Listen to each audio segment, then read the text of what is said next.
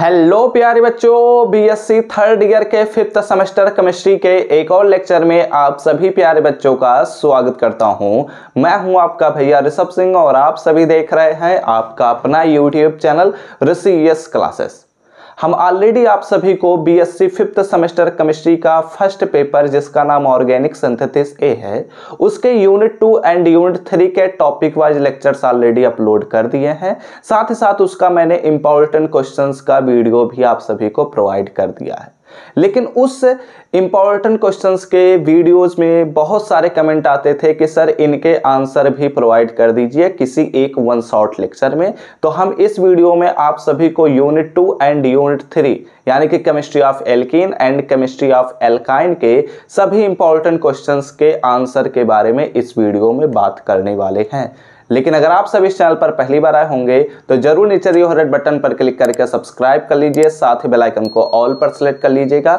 और अगर important questions वाला वीडियो नहीं देखे हैं तो जरूर देख लीजिए, आप सभी को वीडियो सेक्शन में मिल जाएगा या फिर आप प्लेलिस्ट सेक्शन में जाएंगे तो आपको सारी चीजें वहां पर पता चल जाएंगी। मैं कोशिश करूंगा आई बटन पर भी आपको लेक्चर देने की कोशिश करूं। ठीक है, चलिए अब इस लेक्चर की हम शुरुआत करते हैं। सभी चीजों पर हम बात करेंगे। एक चीज और ख्याल रखिएगा, मैंने जब यूनिट फर्स्ट का वन शॉट लेक्चर प्रोवाइड किया था जिसमें मैंने सभी इंपॉर्टेंट क्वेश्चंस पर बात किया था, तो उसमें एक दो कमेंट्स आ रहे थे कि सर ये जो वीडियो है ये समझ में नहीं आया। तो मैं आप सभी को रिकमेंड करूंगा कि आप लोग पहले क्या करिए, यूनिट 2 एंड यूनिट 3 के जितने भी टॉपिक वाइज लेक्चर अपलोड हैं पहले उन्हें देख लीजिए। कॉन्सेप्ट जब बिल्ड हो जाएगा तभी आप इनके इंपॉर्टेंट क्वेश्चंस को अटेम्प्ट कर पाएंगे। ठीक है, तो चलिए एक एक करके अब हम बात करते हैं। सबसे पहले क्वेश्चन जो हमारे यूनिट 2 एंड यूनिट 3 से बनता है, जो कि इंपॉर्टेंट क्वेश्चन आप सभी के एग्जाम के पॉइंट ऑफ व्यू से है, वो है राइट शॉर्ट नोट्स। ठीक है, right short notes on ozonolysis. ठीक है, ओजोनोलिसिस ये मैं ऑलरेडी डिस्कस भी कर चुका हूं कि ओजोनोलिसिस क्या होता है, लेकिन हम फिर से अभी बात करेंगे, आपको परेशान होने की जरूरत नहीं है। यहां पर क्या बन रहा है क्वेश्चन कि ओजोनोलिसिस पर हमें शॉर्ट नोट्स लिखना है। ये एक प्रकार का क्वेश्चन बन सकता है, या फिर दूसरे प्रकार का हमारा यहां पर क्वेश्चन बन सकता है कि व्हाट, ठीक है, डू यू मीन बाई, ठीक है, what do you mean by ozonolysis. ठीक है, ozonolysis and give its mechanism. ठीक है, एंड गिव इट्स मैकेनिज्म। अब अगर आप लोगों के पास वो पीडीएफ पहुंच चुका है जो मैंने ऑलरेडी आप सभी को टेलीग्राम चैनल पर प्रोवाइड किया है कि यूनिट 2 एंड यूनिट 3 के इंपॉर्टेंट क्वेश्चन पर, ठीक है, या फिर अगर आप उस वीडियो को ही देखें जिसमें मैंने आप सभी को इंपॉर्टेंट क्वेश्चन प्रोवाइड किया है, तो आप लोगों के सामने यह पहला क्वेश्चन था। ठीक है, और ये जो मैंने ORR करके लिखवाया है ये वाला हमारा 8वां क्वेश्चन है। ठीक है, और इसी में ही एक और पॉइंट मेंशन किया गया है, व्हिच कंपाउंड, ठीक है, which compound will give acetaldehyde. ठीक है, एसिटल्डिहाइड एंड एसीटोन। ठीक है, एसीटोन ऑन ओजोनोलिसिस। ठीक है, ये हमारे पास उसमें 8वां क्वेश्चन है। ठीक है, तो इनके जो आंसर होंगे वो सेम ही होंगे, तो इसलिए यहां पर थोड़ा सा बस एक चीजों को मैं एक्सटेंड कर दूंगा तो हमारे आंसर मिल जाएंगे। ठीक है, तो इसलिए हम पहले और 8वें क्वेश्चन को एक ही क्वेश्चन के अंतर्गत पढ़ेंगे। सारी चीजें आपको समझ में आ चुकी होंगी। ध्यान रखिएगा कि हमारे पास ओजोनोलिसिस जो रिएक्शन है वही उसका मैकेनिज्म भी है। अगर उस रिएक्शन में केवल रिएक्टेंट और प्रोडक्ट को एक लाइन में लिख देते हैं तो वो रिएक्शन बन जाता है। अगर उसे हम पूरा सिंप्लीफाई करते हुए लिखते हैं, स्टेप बाय स्टेप लिख देते हैं, तो वो हमारा मैकेनिज्म बन जाता है। तो दोनों चीजें सेम ही है। ठीक है, तो चलिए अब इसके आंसर पर हम बात कर लेते हैं। क्वेश्चन नंबर 1 आपको समझ में आ चुका होगा। तो वीडियो में आगे बढ़ने से पहले मैं आप सभी को कुछ चीज़ों को बताना चाहता हूं। आप सभी बच्चों को पता है कि हम आप सभी के तैयारी को बेहतर बनाने के लिए रेगुलर बेसिस पर क्लासेस को प्रोवाइड करते हैं, लेकिन अब आप सभी को अपने एग्जाम के पॉइंट ऑफ व्यू से तैयारी कराने के लिए आप सभी के लिए पेड पीडीएफ यानी कि पेड नोट्स को लॉन्च कर दिया गया है। अगर आप उन्हें परचेस करना चाहते हैं तो नीचे दिए हुए व्हाट्सएप नंबर पर जाइए और मैसेज करिए, वहां पर आपको सारे इंफॉर्मेशन को प्रोवाइड कर दिया जाएगा, आप लोग वहां से परचेस कर सकते हैं। तो अगर बात किया जा रहा है तो व्हेन एल्कीन्स, ठीक है, व्हेन एल्कीन रिएक्ट्स विथ, ध्यान दीजिएगा चीज़ों को मैं समझाऊंगा, थोड़ा सा मैं सेंटेंस पहले लिख देता हूं। When alkene reacts with ozone, ठीक है, क्या होता है, ओजोन से जब यह रिएक्शन करता है, reacts with ozone in the presence of, ठीक है, in the presence of, in the presence of, किसके प्रेजेंस में यह रिएक्शन हो रहा है, यह जो मतलब यह जो रिएक्शन होता है ये ईथर के प्रेजेंस में रिएक्शन होता है। बेसिकली ये जो हमारे पास ईथर होता है या ड्राई ईथर होता है, ठीक है, तो ETHER होता है, ठीक है, या क्या होता है, ईथर के प्रेजेंस में यह रिएक्शन होता है एंड इट गिव्स, इट मतलब क्या, हमारा जो एल्कीन है वह क्या करता है, it gives an additional compound, ठीक है, एडिशनल रिएक्शन, ठीक है, एडिशन रिएक्शन भी लिखा जा सकता है, लेकिन यहाँ पर मैं लिखने वाला हूँ एडिशनल कंपाउंड, ठीक है, क्योंकि जब एडिशनल रिएक्शन देगा तभी तो वह एक कंपाउंड का फॉर्मेशन करेगा, ठीक है। तो एडिशनल कंपाउंड का फॉर्मेशन करता है व्हिच इज नोन एज, जो हमारे पास कंपाउंड होता है उसे हम क्या कहते हैं, व्हिच इज नोन एज, उसे हम कहते हैं ओजोनाइड्स, क्या कहते हैं, ओजोनाइड्स उसे हम कहते हैं। ये काफ़ी इंपॉर्टेंट लाइन होगा क्योंकि कई बार पूछ लिया जाता है कि ओजोनाइड्स का फॉर्मेशन कैसे होता है। अब यहाँ पर ध्यान दीजिएगा, ये अभी हमारे पास केवल आधा रिएक्शन हुआ। अब क्या होता है, अगले स्टेप में हम क्या करते हैं, व्हेन, जब हम जो हमारे पास ओजोनाइड्स का फॉर्मेशन जो हुआ है उन्हें हम क्या कहते हैं, व्हेन ओजोनाइड्स बॉइल्ड, यहाँ पर मैं लिख देता हूँ, ठीक है, या फिर ऐसे भी लिखा जा सकता है, when ozonides are treated with water, ठीक है, क्या करते हैं, इन्हें हम बेसिकली वाटर के साथ गर्म करते हैं। तो when ozonides are treated with water, ठीक है, वाटर के साथ इसका ट्रीटमेंट कराते हैं इन द प्रेजेंस ऑफ, यहाँ पर भी हम किसी चीज़ का प्रेजेंस उपयोग करते हैं, ऐसा क्यों करते हैं बात करेंगे अभी, इन द प्रेजेंस ऑफ जेडियन, यानी कि हम जिंक का चूड़ इसमें उपयोग कर रहे हैं, ठीक है। तो क्या होता है, जो हमारे पास ओजोनाइड्स होते हैं इट डिकम्पोज, तो यह क्या होते हैं, डिकम्पोज हो जाते हैं, यानी कि टूट जाते हैं। अब जब यह टूटते हैं तो इट डिकम्पोज एंड फॉर्म, तो यह क्या करता है, फॉर्म करता है, किस चीज़ का फॉर्मेशन करता है, या फॉर्म करता है हाइड्रोजन परऑक्साइड का, एल्डिहाइड्स के और कीटोन्स का, ठीक है। तो इट फॉर्म्स एल्डिहाइड्स,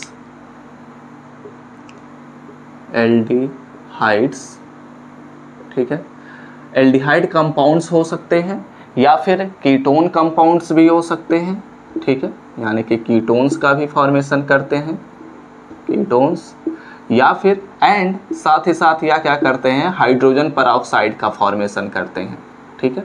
तो हाइड्रोजन परऑक्साइड का फॉर्मेशन कर ले जाते हैं। तो अब ये पूरा जो मैंने प्रोसेस आपको समझाया, बेसिकली ये जो मैंने लिखवाया है, इस प्रोसेस को अब हम समझने वाले हैं। तो क्या होता है, ठीक है, इतनी चीज़ें आपको समझ में आई होंगी, कहीं भी डाउट नहीं हुआ होगा। ये सभी चीज़ें जो मैंने लिखवाया है ये बेसिकली आपको नोट्स के तौर पर लिखना है, लेकिन जो समझाने वाला पोर्शन है अब रिएक्शन की सहायता से हम बात करने वाले हैं। तो ध्यान दीजिएगा, सपोज करते हैं हमारे पास ये है एथिलीन सपोज क्या करना, ये तो है ही, ये क्या है हमारे पास एथिलीन का है या एथीन का है, ये बात आप लोग जानते ही हैं, ठीक है। तो ये हमारे पास क्या है, एथिलीन है। इसका हमने क्या किया, सबसे पहले ओजोन के साथ रिएक्शन कराया, ठीक है।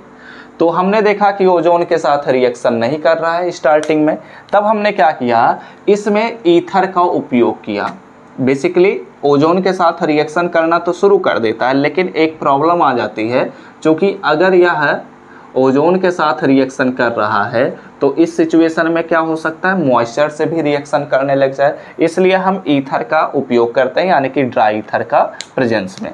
तब क्या होता है कि यहाँ पर जब 3 ऑक्सीजन के एटम्स आते हैं तो ध्यान दीजिएगा प्रोडक्ट कुछ अलग तरीके से फॉर्म होता है, CH2 एंड यहाँ से हमारे पास ऑक्सीजन लिंक हो जाएगा जब ऑक्सीजन से रिएक्शन होता है, ये बात हम जानते हैं, लेकिन वहाँ पर एक सिंगल बॉन्ड ऐसे बनाते थे। लेकिन ओजोनोलिसिस में कुछ अलग तरीके से बनना शुरू होता है प्रोसेस, ये ऐसे हमारे पास कंपाउंड बनता है, यानी कि तीनों ऑक्सीजन एटम एक ही एल्कीन मॉलिक्यूल से क्या करते हैं, रिएक्शन करना शुरू कर देते हैं और इस प्रकार एक कंपाउंड का फॉर्मेशन करेंगे। ये जो हमारे पास कंपाउंड्स बनते हैं, इन्हीं कंपाउंड्स को ही हम कहते हैं ओजोनॉइड्स। अगर यहाँ पर हम एथिलीन पर बात कर रहे हैं तो इसे हम कह सकते हैं कि ये एथिलीन ओजोनॉइड है, ठीक है।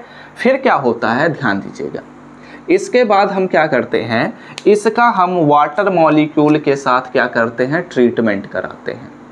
ट्रीटमेंट करने का मतलब ये हुआ कि इसे हम वाटर मॉलिक्यूल के साथ बॉयल करते हैं, यानी कि जो हमारे पास ओजोनॉइड्स फॉर्म हुए हैं इन्हें हम क्या करते हैं, गर्म पानी में रख देते हैं और वह बॉयलिंग शुरू कर देता है। लेकिन जब यह बॉयलिंग शुरू करता है तो इस सिचुएशन में हम क्या करते हैं, जेडीएन भी प्रेजेंट करते हैं, यानी कि जिंक का भी उपयोग करते हैं। जिंक का क्यों उपयोग करते हैं, आइए बात करते हैं इस पर भी।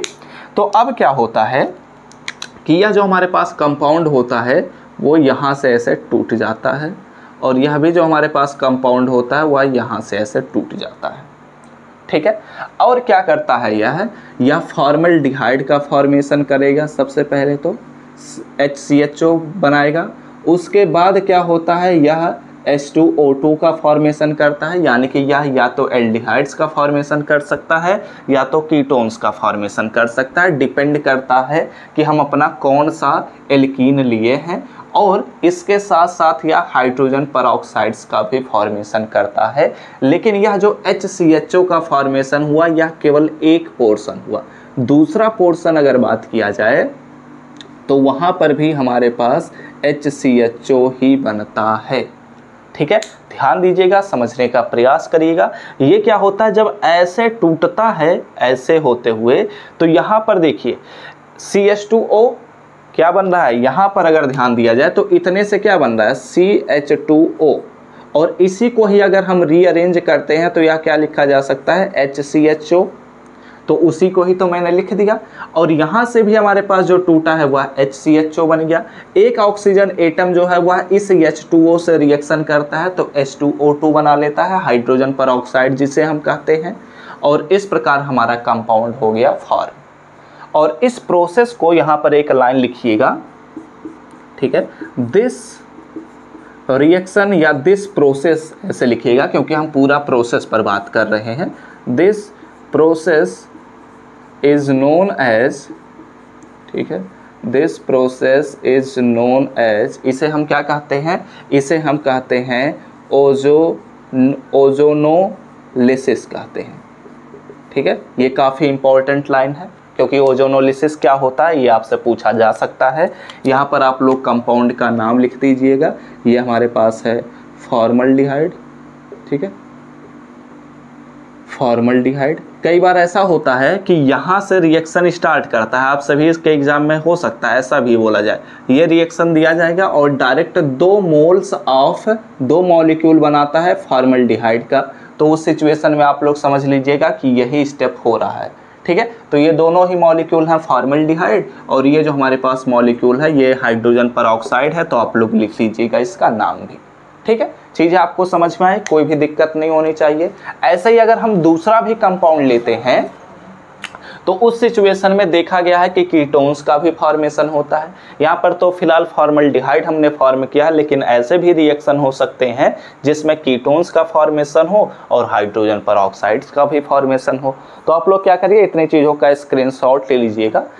तो हम लोगों ने ओजोनोलिसिस का पूरा रिएक्शन और उसका मैकेनिज्म पूरी तरीके से समझ लिया है। तो अब चलिए बात करते हैं कि हम किस कंपाउंड की सहायता से एसिटल्डिहाइड एंड एसीटोन का फॉर्मेशन कर सकते हैं ऑन ओजोनोलिसिस। ठीक है, तो एक एक करके बात कर लेते हैं, क्योंकि यह क्वेश्चन पूछा जा सकता है, तो इसलिए इस चीज़ पर हम बात भी कर लेते हैं। तो हमारे पास सबसे पहले ध्यान दीजिए, एक मैं प्रोपीन ले लेता हूँ, CH3 single bond CH and double bond CH2। ठीक है, 2 1 3 1 4 बॉन्ड यहाँ पर बना हुआ है। एंड यहाँ पर हम क्या करा रहे हैं, इसका O3 से रिएक्शन करा देंगे, क्योंकि हम ओजोनोलिसिस करा रहे हैं। तो ऐसे सिचुएशन में हमारे पास क्या बनेगा, ध्यान रखिएगा, ये हमारे पास क्या है, प्रोपीन। ठीक है, तो प्रोपीन का मैं ओजोनोलिसिस करा रहा हूँ। तो आप लोग जानते ही हैं पूरा प्रोसेस। यहाँ पर हमारे पास बन जाएगा CH3 सिंगल बॉन्ड, यहाँ पर बन जाएगा हमारे पास CH सिंगल बॉन्ड CH2 बन जाएगा, एंड सिंगल बॉन्ड यहाँ पर oxygen, single bond oxygen, single bond oxygen, single bond. ठीक है, ये हमारे पास बनेगा। अब इसमें क्या होगा, रीअरेंजमेंट हो जाएगा। तो जब यहाँ पर रीअरेंजमेंट होता है तो एक्चुअली इसे मैं कई प्रकार से लिख सकता हूँ। ठीक है, एक्चुअली अगर आप लोग बुक देखेंगे तो इसे ऐसे लिखा हुआ होता है। ठीक है, मैं इसे थोड़ा सा रिवर्स कर देता हूँ, जिससे आपको समझाने में थोड़ी और आसानी हो जाएगी। यहाँ पर मैं ऐसे लिख दे रहा हूँ, CH3 single bond CH single bond CH2। ठीक है, एंड यहाँ से मैं ऑक्सीजन दिखाया, एंड यहाँ से मैंने ऑक्सीजन दिखाया, एंड ये एक और ऑक्सीजन से यहाँ पर जुड़े हुए हैं। ठीक है, ठीक है, ये हमारे पास इस प्रकार से होते हैं। अब यहाँ पर हम क्या कराएंगे, इसमें हम रीअरेंजमेंट जब दिखाएंगे तो ये कुछ इस प्रकार से बदल जाता है, CH3 single bond CH and single bond oxygen हो जाता है, सिंगल बॉन्ड ऑक्सीजन, एंड यहाँ पर हमारे पास CH2 हो जाता है, एंड यहाँ पर हमारे पास ऑक्सीजन, एंड यहाँ पर ऑक्सीजन हो जाता है। ठीक है, कार्बन हमारे पास 4 बॉन्ड बनाना चाहिए, 4 बॉन्ड बना रहा है, 1 2 3 4। ठीक है, यहाँ पर जो हमारे पास बीच का बॉन्ड था वो टूट गया है, क्योंकि इनको रोटेट करने में दिक्कत होती है, तो इसलिए ये अपने बॉन्ड को तोड़ देते हैं और इसको सिंप्लीफाई कर लेते हैं। ठीक है, अब यहाँ पर हम क्या करते हैं, ध्यान दीजिएगा, यहाँ पर हमारे पास ओजोनोलिसिस तो खत्म हो चुका है, लेकिन यहाँ पर हम क्या करते हैं, इसका अब हम रिडक्शन करा देते हैं। ठीक है, ZN के प्रेजेंस में। अब जब यहाँ पर रिडक्शन कराते हैं तब क्या होता है, ये सिमिलरली वैसे ही यहाँ से एक पार्ट टूट जाएगा और यहाँ से एक पार्ट टूट जाएगा। तो यहाँ से एक पार्ट टूटेगा तो CH2O मिल रहा है, यानी कि यहाँ पर हमारे पास क्या मिल जाएगा, HCHO बन जाएगा। एंड यहाँ पर जो यह पार्ट टूटेगा वो क्या हमारे पास बनेगा, हमारे पास एसिटल्डिहाइड बनाना है, तो इस प्रकार हमारे पास यहाँ पर बन जाएगा CH3 सिंगल बॉन्ड CHO। ये हमारे पास एसिटल्डिहाइड का फॉर्मेशन हो गया। ठीक है, तो हमने क्या किया, प्रोपीन कंपाउंड को लिया था, तब हमने किस चीज का फॉर्मेशन किया, एसिटल्डिहाइड का फॉर्मेशन हमने कर दिया। अब इसके बाद बात कर लेते हैं कि एसीटोन का फॉर्मेशन कैसे होगा। तो आप लोग क्या करिए, पहले इतनी चीजों का स्क्रीनशॉट ले लीजिए, उसके बाद हम एसीटोन वाले केस पर बात करते हैं। तो अब चलिए बात कर लेते हैं कि हमारे पास एसीटोन का किस प्रकार से फॉर्मेशन होता है। ठीक है, तो एसीटोन का भी फॉर्मेशन बहुत ही आसान है, प्रोसेस आप लोग समझ चुके हैं, तो ध्यान दीजिएगा। मैं यहाँ पर क्या करता हूँ, इस बार CH3 single bond CH and single bond double bond हमारे पास CH2 है। ठीक है, यहाँ से मैं क्या करता हूँ, हाइड्रोजन को भी एक CH3 द्वारा रिप्लेस कर दिया मैंने। ठीक है, एंड यहाँ पर हम ओजोन से रिएक्शन करा देते हैं। तो जब इस प्रकार से यह रिएक्शन होता है तब क्या होगा, सेम प्रोसेस, कुछ भी डिफरेंस नहीं है। यहाँ पर हमारे पास एक बॉन्ड टूटेगा, तो जब यह बॉन्ड टूटेगा तो यहाँ पर हमारे पास है CH3 single bond C, and यहाँ पर हमारे पास है सिंगल बॉन्ड CH3। ठीक है, एंड यहाँ पर हमारे पास क्या हो जाएगा, ऑक्सीजन, एंड ये सिंगल बॉन्ड हमारे पास क्या है, CH2 बन जाएगा। ठीक है, एंड इस कार्बन से भी ऑक्सीजन है, एंड ये भी हमारे पास ऑक्सीजन से जुड़े हुए हैं। ठीक है, इस प्रकार से हो जाएगा।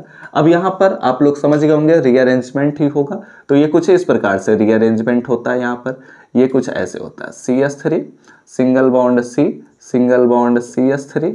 ठीक है, इस वाले कार्बन पर हम बात कर रहे हैं, एंड यहाँ से हमारे पास एक ऑक्सीजन होता है, ये वाला बॉन्ड टूट गया है, जिसकी वजह से ये वाले ऑक्सीजन हमारे पास नीचे आ जाएंगे एंड यहाँ पर हमारे पास आ जाएगा CH2 एंड यहाँ पर ये इस प्रकार से बॉन्ड बन जाएगा।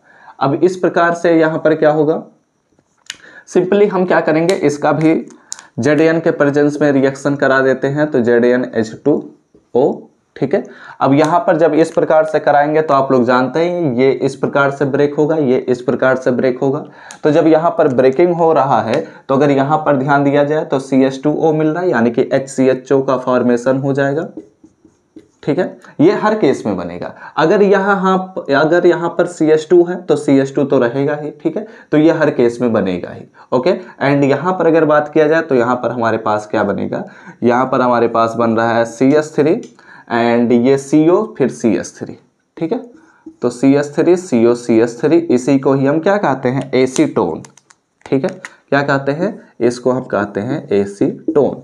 तो एसीटोन का फॉर्मेशन किससे हुआ है, यहाँ पर हम अगर काउंटिंग करते हैं तो दोनों साइड से, वैसे यहाँ पर डबल बॉन्ड है तो ये हमारे पास हो जाएगा 2 एंड मेथिल ग्रुप जुड़ा है तो 2 मेथिल एंड ये हमारे पास 3 कार्बन होने की वजह से प्रोपीन, ठीक है। 2 मेथिल प्रोपीन का हमने क्या कराया है, ओजोनोलिसिस कराया है, तब एसीटोन का हमारे पास फॉर्मेशन हुआ।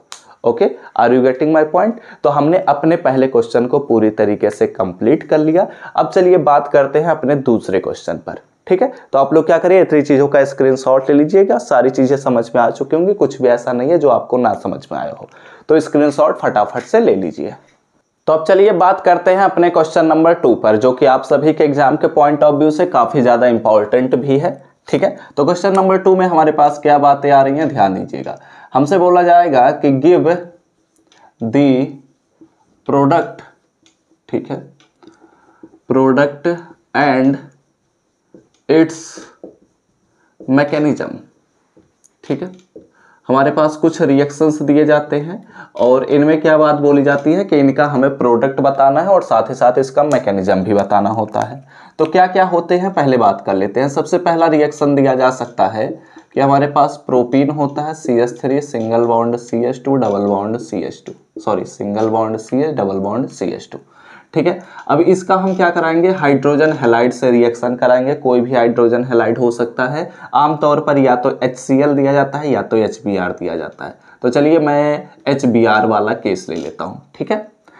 एंड यहाँ पर गिब्स आउट लगाया जाता है, गिब्स आउट पर कुछ भी लिखा नहीं जाता, ओके, ये पहला केस हो गया।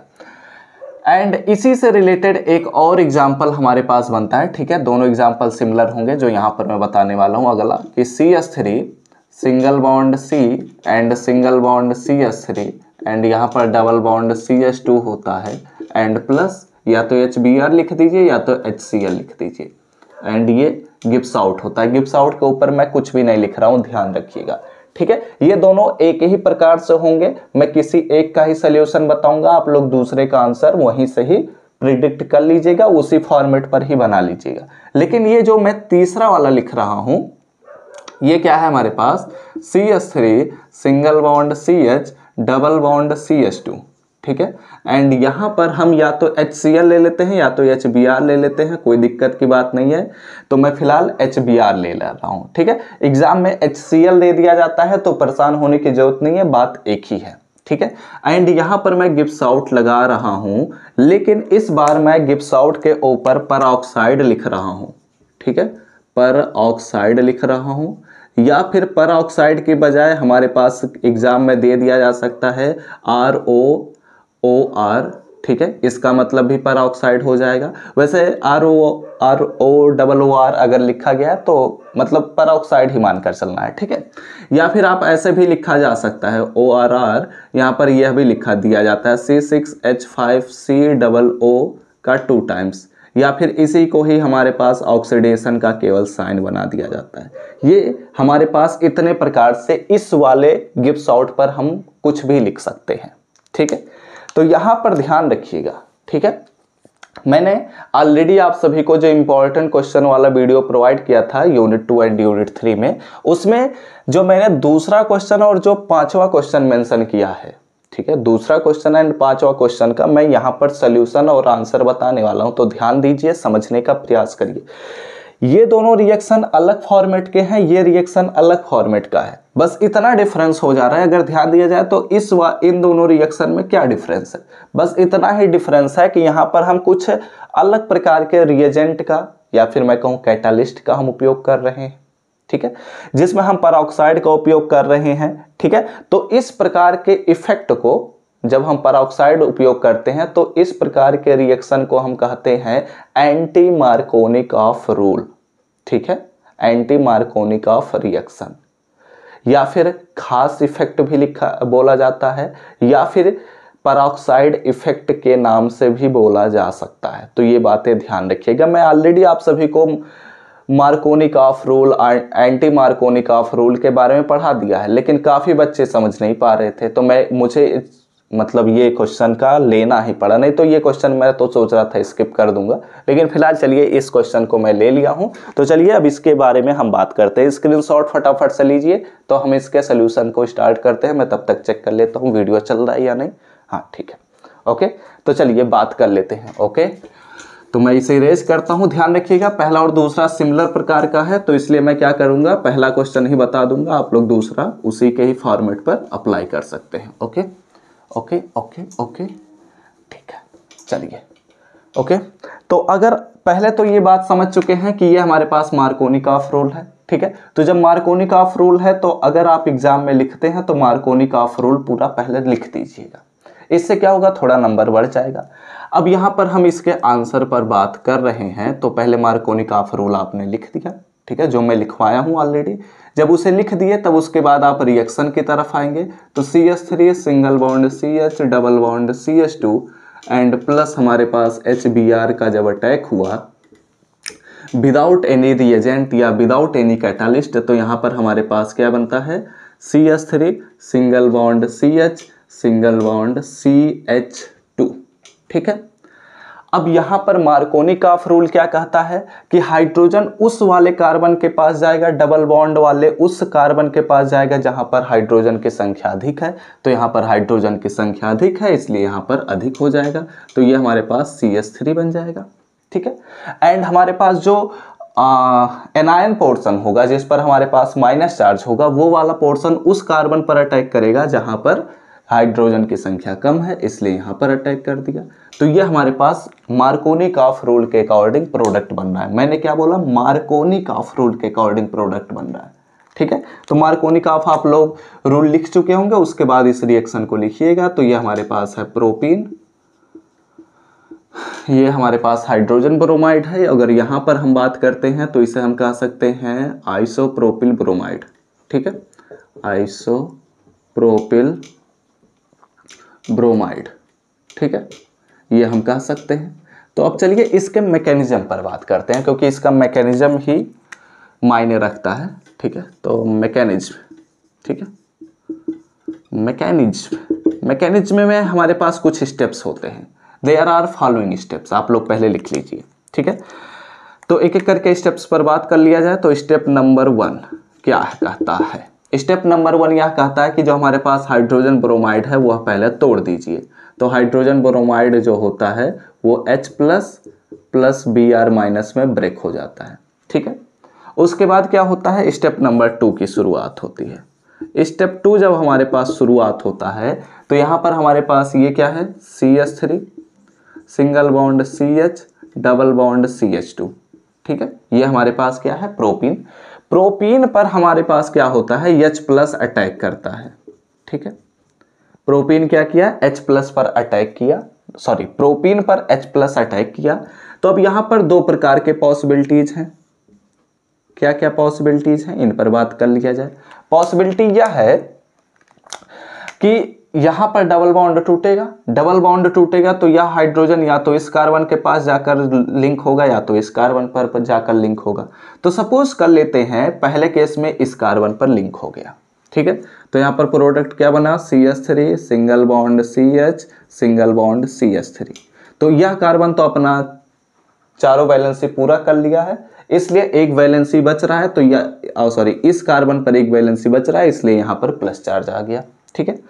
ऐसे ही दूसरी पॉसिबिलिटी यह है कि इस वाले कार्बन से जुड़ जाए। तो यहाँ पर हमारे पास CH3 single bond CH2 single bond CH2 हमारे पास बनेगा। तो ये तो वैलेंसी पूरा हो गया, इसका ही वैलेंसी अधूरा है, इसलिए यहाँ पर प्लस चार्ज आ जाएगा।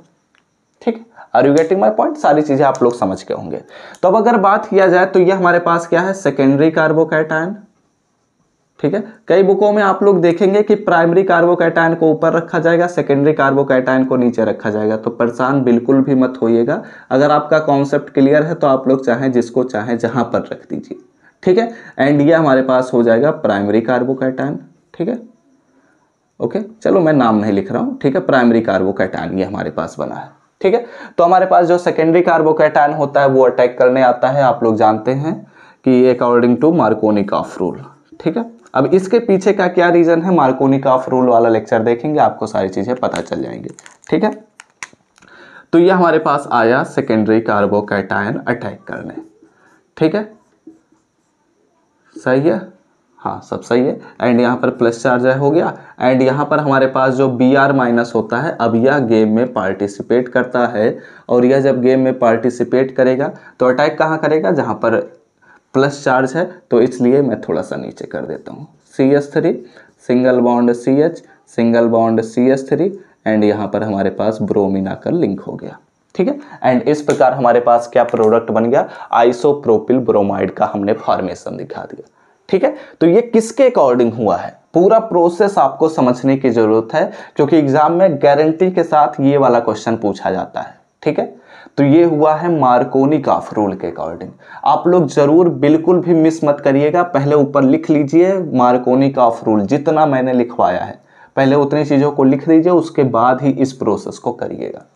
ठीक है, तो आप लोग क्या करिए, इतनी चीजों का स्क्रीनशॉट ले लीजिए। ये हमने अपने ए और बी वाले क्वेश्चन पर बात कर लिया। यहां पर बी वाले में भी आपको केवल सबस्ट्रेट बदलना है, सबस्ट्रेट पर भी सेम प्रोसेस अप्लाई करना है, और डायरेक्ट हमारे पास लास्ट में वही जो हमारे पास एनायन है वो डायरेक्ट अटैक करेगा और फिर से हमारे पास प्रोडक्ट बन जाएगा।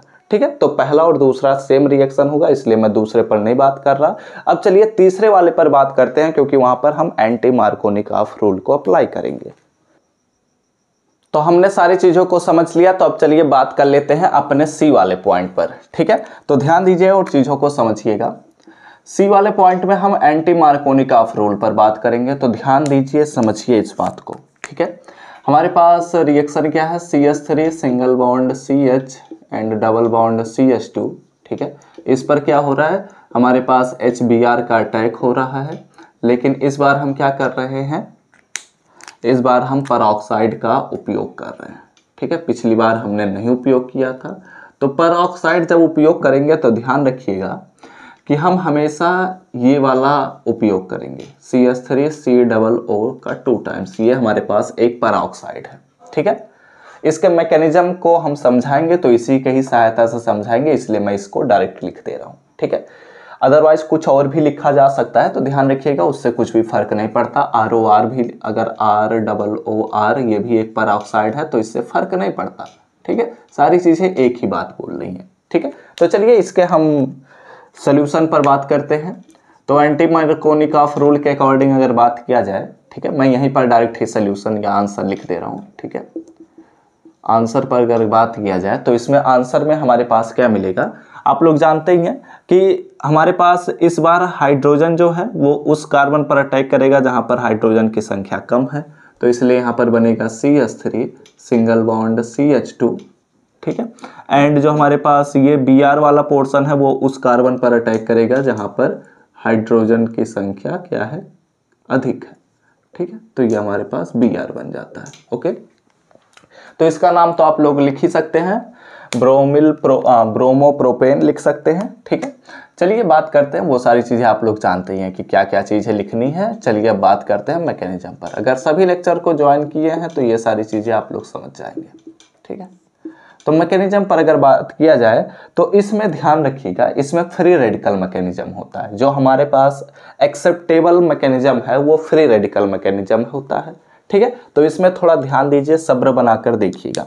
ठीक है, स्टेप नंबर 1, स्टेप फर्स्ट में आप लोग एक नाम भी दे सकते हैं, इसे हम कहते हैं चेन इनिशिएशन। ठीक है, चेन इनिशिएशन स्टेप इसको हम कहते हैं। चेन इनिशिएशन स्टेप में क्या होता है ये समझते हैं। चेन इनिशिएशन स्टेप में यह होता है कि जो हमारे पास परऑक्साइड है, जिसे हम कुछ इस प्रकार से लिख रहे हैं C6H5COO का 2 टाइम्स, ठीक है। ये क्या होता है, या फ्री रेडिकल में टूट जाता है। टूटने का मतलब ये हुआ कि यहां पर ये कुछ इस प्रकार से बन जाता है, C6H5COO पर बन जाता है फ्री रेडिकल, ठीक है। अब यह जो फ्री रेडिकल है वो क्या करता है, HBr पर अटैक करता है, ठीक है। और जब HBr पर अटैक करता है तो स्टेप नंबर 2 में हमारे पास बनता है चेन प्रोपागेशन स्टेप, ठीक है, चेन प्रोपागेशन स्टेप, ओके। तो चेन प्रोपागेशन स्टेप में क्या होता है कि यह जब HBr पर अटैक करता है तो यहां से हाइड्रोजन को, एक हाइड्रोजन को पकड़ता है और ये खुद से लिंक हो जाता है। तो यहां पर हमारे पास जो Br होता है वह फ्री रेडिकल में टूट जाता है, ठीक है। समझना इस बात को मैं कि क्या बोल रहा हूं। तो वहां पर जो Br फ्री रेडिकल होता है वो प्रोपीन पर अटैक कर देता है। तो CH3 single bond CH double bond CH2 जो है, ठीक है, इसमें हमारे पास Br का फ्री रेडिकल क्या होता है, अटैक कर देता है, ठीक है। अब जब Br का फ्री रेडिकल अटैक किया तो फ्री रेडिकल हमेशा ध्यान में रखिएगा कि अब वो बहुत ज़्यादा हाइपर एक्टिव नहीं होता, ठीक है। तो फ्री रेडिकल जब बहुत ज़्यादा हाइपर एक्टिव नहीं होते हैं तो वो आराम से कहीं भी जुड़ सकते हैं, तो वो इसी कार्बन से ही जुड़ जाते हैं, ठीक है। तो ये हमारे पास CH3 single bond CH and single bond CH2 and single bond Br बन गया, ठीक है। एंड ये हमारे पास Br जो है वह फ्री रेडिकल के टर्म में आया था, इसलिए जो हमारे पास कार्बन चारों वैलेंसीज पूरा नहीं किया उस पर हमारे पास फ्री रेडिकल वाला पोर्शन आ जाता है, ठीक है। अब ये हमारे पास एक फ्री रेडिकल बना, ठीक है। तो जो यह फ्री रेडिकल है वह फिर से HBr के एक मॉलिक्यूल पर अटैक कर देता है, क्योंकि HBr का एक मॉलिक्यूल तो है नहीं, बहुत सारे मॉलिक्यूल, उसमें हमारे प्रोपीन के भी बहुत सारे मॉलिक्यूल प्रेजेंट हैं, परऑक्साइड के भी बहुत सारे मॉलिक्यूल प्रेजेंट हैं, HBr के भी बहुत सारे मॉलिक्यूल प्रेजेंट हैं। इसलिए क्या होता है कि हमारे पास CH3CH free radical single bond CH2 single bond Br जो है ये क्या करता है, इस बार अगेन एक और HBr मॉलिक्यूल पर अटैक कर देता है, ठीक है। तो जब यह HBr मॉलिक्यूल पर अटैक करता है तो यहां से जो यह हाइड्रोजन होता है वह इस कार्बन पर अटैक करता है और यह जो हमारे पास फ्री रेडिकल है वो इस Br के साथ बाहर हो जाता है। कहने का ये मतलब है कि जो Br फ्री रेडिकल के रूप में आया था वह Br फ्री रेडिकल के रूप में बाहर भी चला गया। बचा क्या, यहाँ पर हाइड्रोजन बचा है तो वो इस कार्बन से लिंक कर दीजिए। तो यहाँ पर बन गया CH3 single bond CH2 single bond CH2 and single bond Br के फॉर्मेट में हमारे पास प्रोडक्ट मिला, ठीक है। तो ये हमारे पास प्रोडक्ट का फॉर्मेशन हो गया, यही हमारे पास मेन प्रोडक्ट है, ठीक है। लेकिन अभी यहाँ पर अगर ध्यान दिया जाए तो हमारे पास Br फ्री रेडिकल बचा, ठीक है, Br फ्री रेडिकल बचा। एंड अगर बात किया जाए तो ध्यान दीजिएगा यहां पर यह जो हमारे पास परऑक्साइड है इसका एक मॉलिक्यूल तो प्रेजेंट नहीं है, इसके बहुत सारे मॉलिक्यूल इस रिएक्शन में अटैक करने के लिए आ रहे हैं। तो जैसे जैसे ये अटैक करने के लिए आएंगे तो वो HBr पर ही अटैक करेंगे। तो जब वो HBr पर अटैक करेंगे तो हमारे पास ब्रोमाइड फ्री रेडिकल का फॉर्मेशन होता रहेगा होता रहेगा होता रहेगा जब तक कि HBr के सभी मॉलिक्यूल टूट नहीं जाते। और जब HBr के सभी मॉलिक्यूल टूटेंगे तो वो हमेशा हर बार क्या करेंगे, एक प्रोपीन के मॉलिक्यूल पर अटैक करते रहेंगे करते रहेंगे करते रहेंगे। और यह प्रोसेस तब तक होता रहेगा जब तक हर एक फ्री रेडिकल एक दूसरे से जुड़ नहीं जाते। इस बात को समझ के, ठीक है। तो हमारे पास ये जो प्रोडक्ट बनता है ये तो एक मेन प्रोडक्ट है, लेकिन इसके साथ साथ साइड प्रोडक्ट भी बनते हैं। तो अब उस पर हम बात कर लेते हैं। अभी हमारे पास चेन टर्मिनेशन नहीं हुआ, चेन इनिशिएशन हुआ है, चेन प्रोपागेशन हुआ है। अब चलिए बात कर लेते हैं चेन टर्मिनेशन स्टेप पर। तो स्टेप नंबर 3, ठीक है, एक लाइन यहां पर लिख लीजिएगा, ठीक है, स्पेस कम हो जाएगा। ये जब लिख लिए होंगे तो इसके नीचे ही लिखिएगा, यहां पर मैं लिख दे रहा हूं, ठीक है, रिपीट एंड रिपीट अगेन, ठीक है, रिपीट एंड रिपीट अगेन, ठीक है। तो हम क्या करेंगे, इस प्रोसेस को बार बार दोहराते रहेंगे, मतलब ये प्रोसेस बार बार दोहराता रहेगा खुद में ही। ठीक है, तो अब अगला हमारे पास आता है चेन टर्मिनेशन स्टेप। ठीक है, chain termination step. I know space थोड़ा कम है इसलिए मैं थोड़ा करीब लिख रहा हूँ, तो उतना क्लियर दिख नहीं रहा होगा, लेकिन जो मैं प्रोनाउंसिएट कर रहा हूँ उसे ध्यान दीजिएगा। ठीक है, तो चेन टर्मिनेशन स्टेप में क्या क्या होंगे। पहली बात तो हमारे पास एक Br फ्री रेडिकल है। ठीक है, तो एक Br फ्री रेडिकल और भी मिलेगा, क्योंकि ऐसे बहुत सारे होंगे, तो इसलिए हमारे पास Br फ्री रेडिकल एक दूसरे से जुड़ते हुए Br2 का फॉर्मेशन करेंगे। अगर यहाँ पर बात किया जाए तो यहाँ पर हमारे पास एक C6H5COO फ्री रेडिकल मिल रहा है, एंड हमारे पास अगर यहाँ पर बात किया जाए तो एक H फ्री रेडिकल भी मिलेगा। तो वो क्या करेंगे, एक दूसरे से जुड़ जाएंगे, तो ये C6H5 एंड COOH का भी फॉर्मेशन कर ले जाएंगे। ठीक है, तो इस प्रकार से हमने पूरे रिएक्शन को डिस्कस कर लिया। ठीक है, तो उम्मीद करता हूँ सारी चीज़ें आपको समझ में आई होंगी। आप लोग क्या करिए, इतनी चीज़ों का स्क्रीनशॉट फटाफट से ले लीजिए। कुछ भी तो वीडियो में आगे बढ़ने से पहले मैं आप सभी को कुछ चीज़ों को बताना चाहता हूं।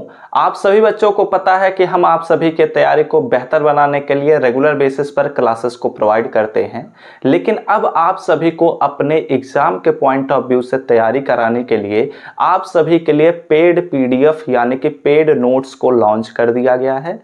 अगर आप उन्हें परचेज करना चाहते हैं तो नीचे दिए हुए व्हाट्सएप नंबर पर जाइए और मैसेज करिए, वहां पर आपको सारे इंफॉर्मेशन को प्रोवाइड कर दिया जाएगा, आप लोग वहां से परचेस कर सकते हैं। तो अब चलिए बात करते हैं अपने अगले क्वेश्चन पर। हमारा अगला क्वेश्चन क्या कहता है, ध्यान दीजिएगा। ठीक है, यानी कि हमारे पास क्वेश्चन नंबर 3 की अब यहां से शुरुआत होगी। तो क्वेश्चन 3 में हमारे पास बोला जाता है कि हाउ, ठीक है, जो मैं ऑलरेडी मेंशन कर चुका हूं उन्हीं चीजों पर ही बात कर रहे हैं। हाउ वुड यू डिस्टिंग्विश, ठीक है, बिटवीन ब्यूटाइन 1, ठीक है, ब्यूटाइन 1 एंड ब्यूटाइन 2, ठीक है, ब्यूटाइन 2।